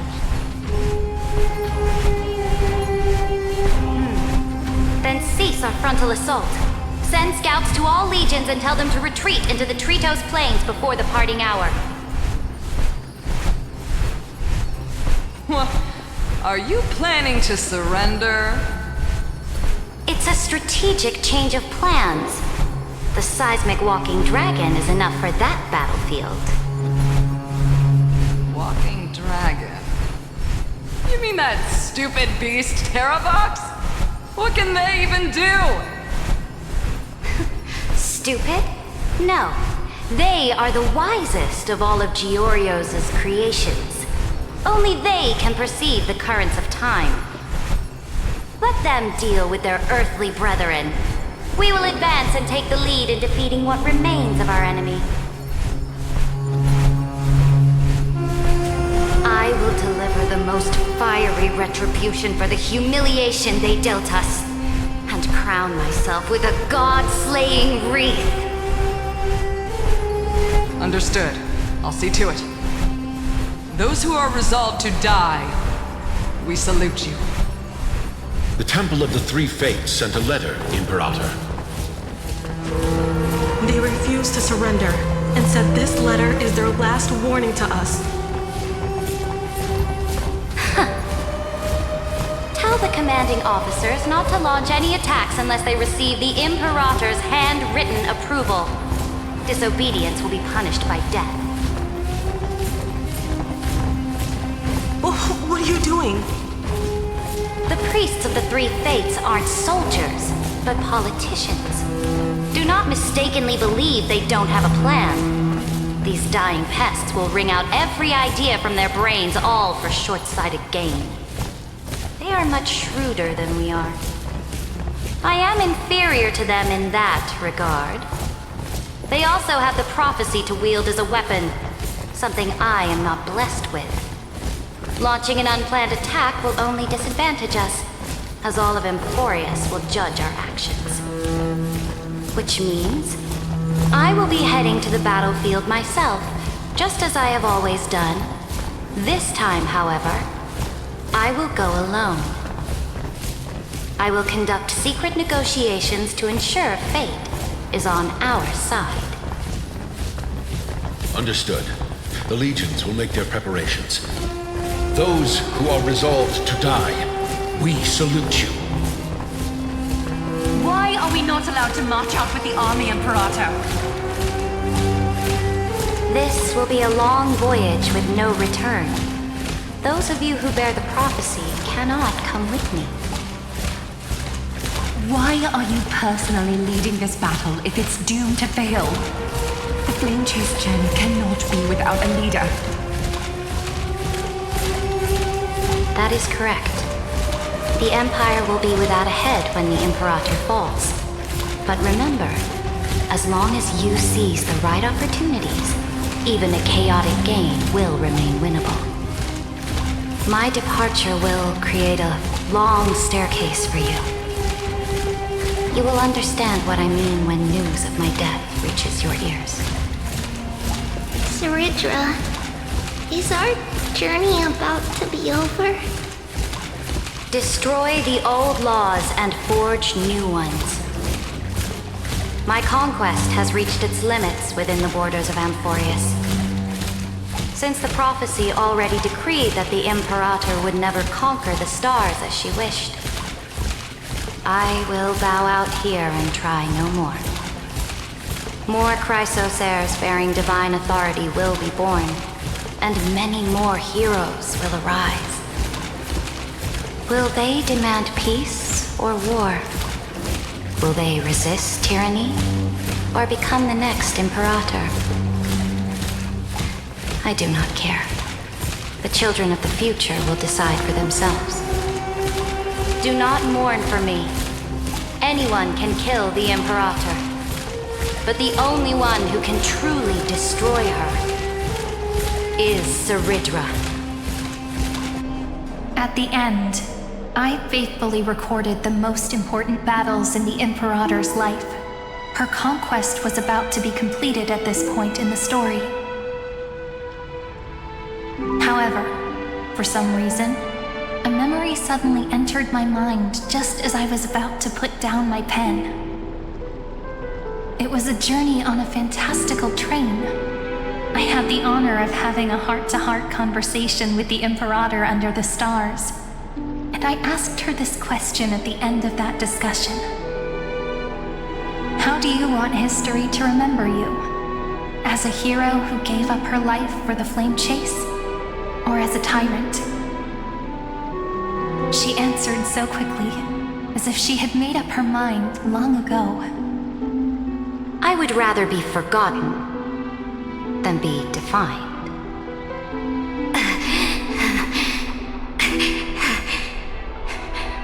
Because the law can be neither eternal nor unchallenged. And only humanity can pen laws into history's pages. Now, I have shattered the greatest law of Amphorius. The game is nearing its end. Dux Gladiorum. Even though you killed the Imperator in the previous 30 million cycles, this time you finally found your own law. Then High Sealants, Electra.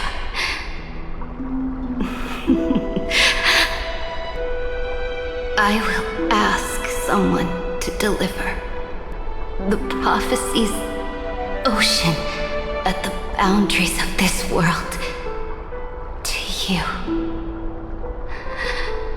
Will you choose to swim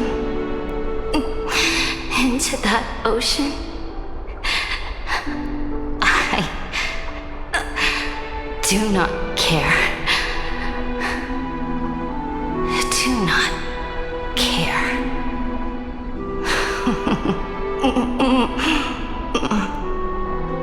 The Imperator muttered about her conquests, and news of her death spread in the city. Freedom! Liberty! The tyrant is dead! Go! Shout this news in the streets! My people! My fellow elders! Do not panic! Stand your ground! That usurper has paid for her ambition with her life! People once cheered for my ascension, and now they cheer for my fall. No matter. I am fond of applause.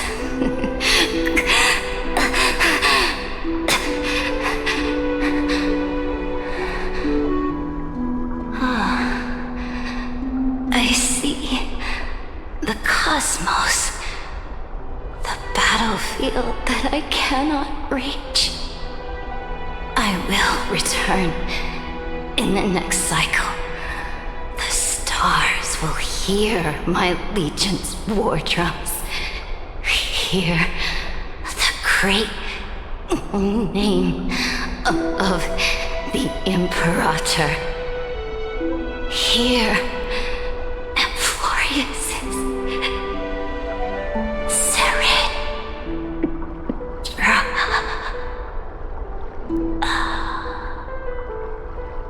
To this day, we do not know which rule the Imperator overwrote at the cost of her life. Perhaps the truth will only be revealed at the moment of checkmate, just like every chess game she ever played. We only know her death inflamed Akama. On one side of the city, those who defended liberty toppled her statues to the ground. On the other side, her supporters put themselves between the masses and her monuments, declaring loudly that the sovereign is still among the people. It is said that golden blood congealed into the same letters everywhere they fought. It was the name borne by Akama's first and final sovereign, the Imperator Saritra. But the one who bore that name did not see any of this. Her gaze was cast far away, and the sound of tides in her ears drowned out the people's cries. What was the Imperator thinking about in that prophesized ocean at the boundaries of this world? In that shallow puddle of stagnant water? Was she reminiscing about her past conquests? Or repenting for the millions killed for the plane chase? It was neither. The Imperator only saw how the surface of the water gleamed like that crude chessboard, dissected by light and shadow in the afternoon when her teacher played against her for the first time. Look at this chessboard. What do the pieces look like? They are strangely beautiful. They look like the stars in the night sky ablaze.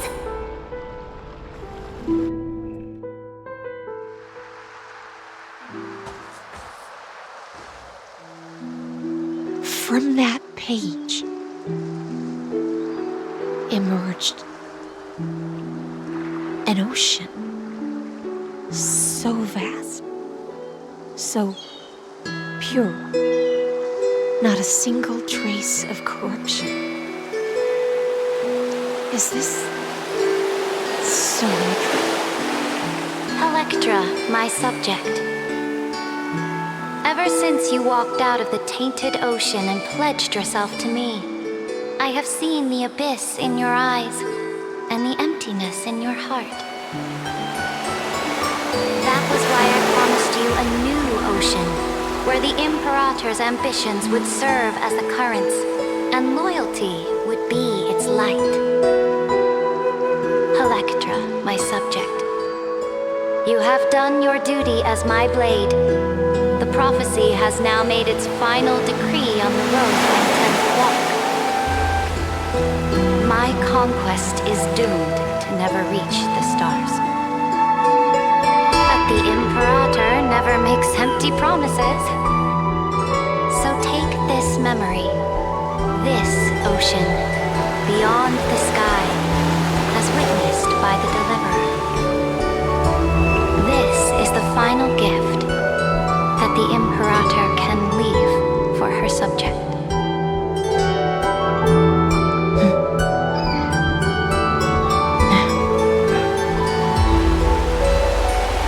When I was still a fish in the ocean, I always felt so genuine swimming through the waters.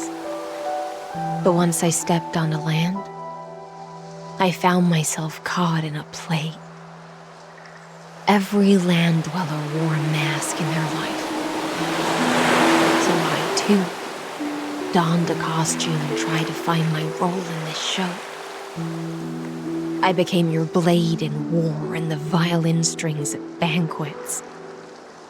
Do you still not get it? I do not long for the oceanic depths of my homeland, nor do I crave the swelling seas beyond the sky. Perhaps even I don't know what I want. I still don't know where I should swim to even at the end. But I know one thing right now. A fish is simply a fish. And she can never leave the ocean she's in. But whether under the ocean or on land, we two prisoners who can never escape this cave can still look outside the cave and see the stars. I have to admit, the 12-factor simulation of life in this Theodora_Luca has said, far exceeded my expectations. Theodora_Luca said, Make your choice How then, are you? Senior Society member. Do you want to keep walking down the wrong path and be remembered for your incorrect conclusions? Or do you want to return to the audience's seat and give yourself, Amphorius, and the entire cosmos a more fitting end? I must refuse. A dead man never fears death. Did I not make myself clear? Have you forgotten about our dear Lord of Silence? You wouldn't want her to consider your 8 other clones as cancers within the erudition and chop them all up, would you?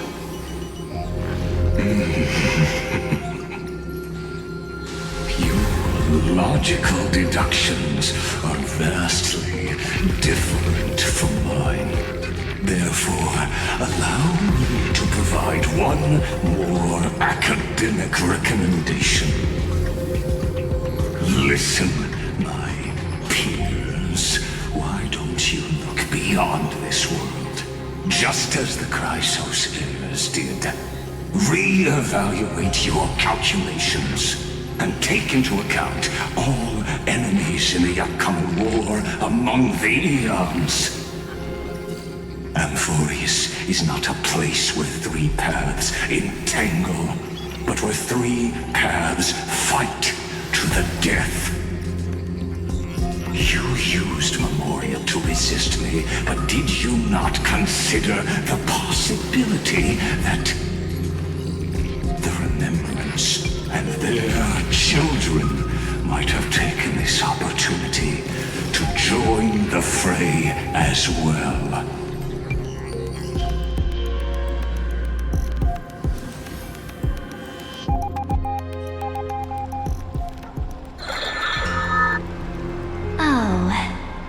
So this isn't just silence. It's the answer. What was the last thing she said to you before you parted the waters at the Scale Gorge waterscape? A tricky question, but one with a simple answer. She didn't say anything back then, right?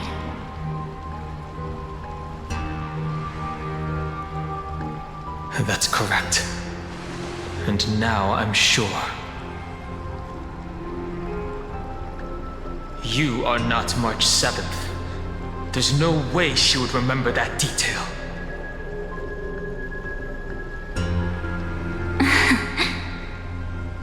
I'll only warn you once. Leave her body. Now. How impulsive. That's not like you at all. Why don't you calm down and think about another possibility? I didn't take over March 7th's body. Rather, it's March 7th who regained my memories.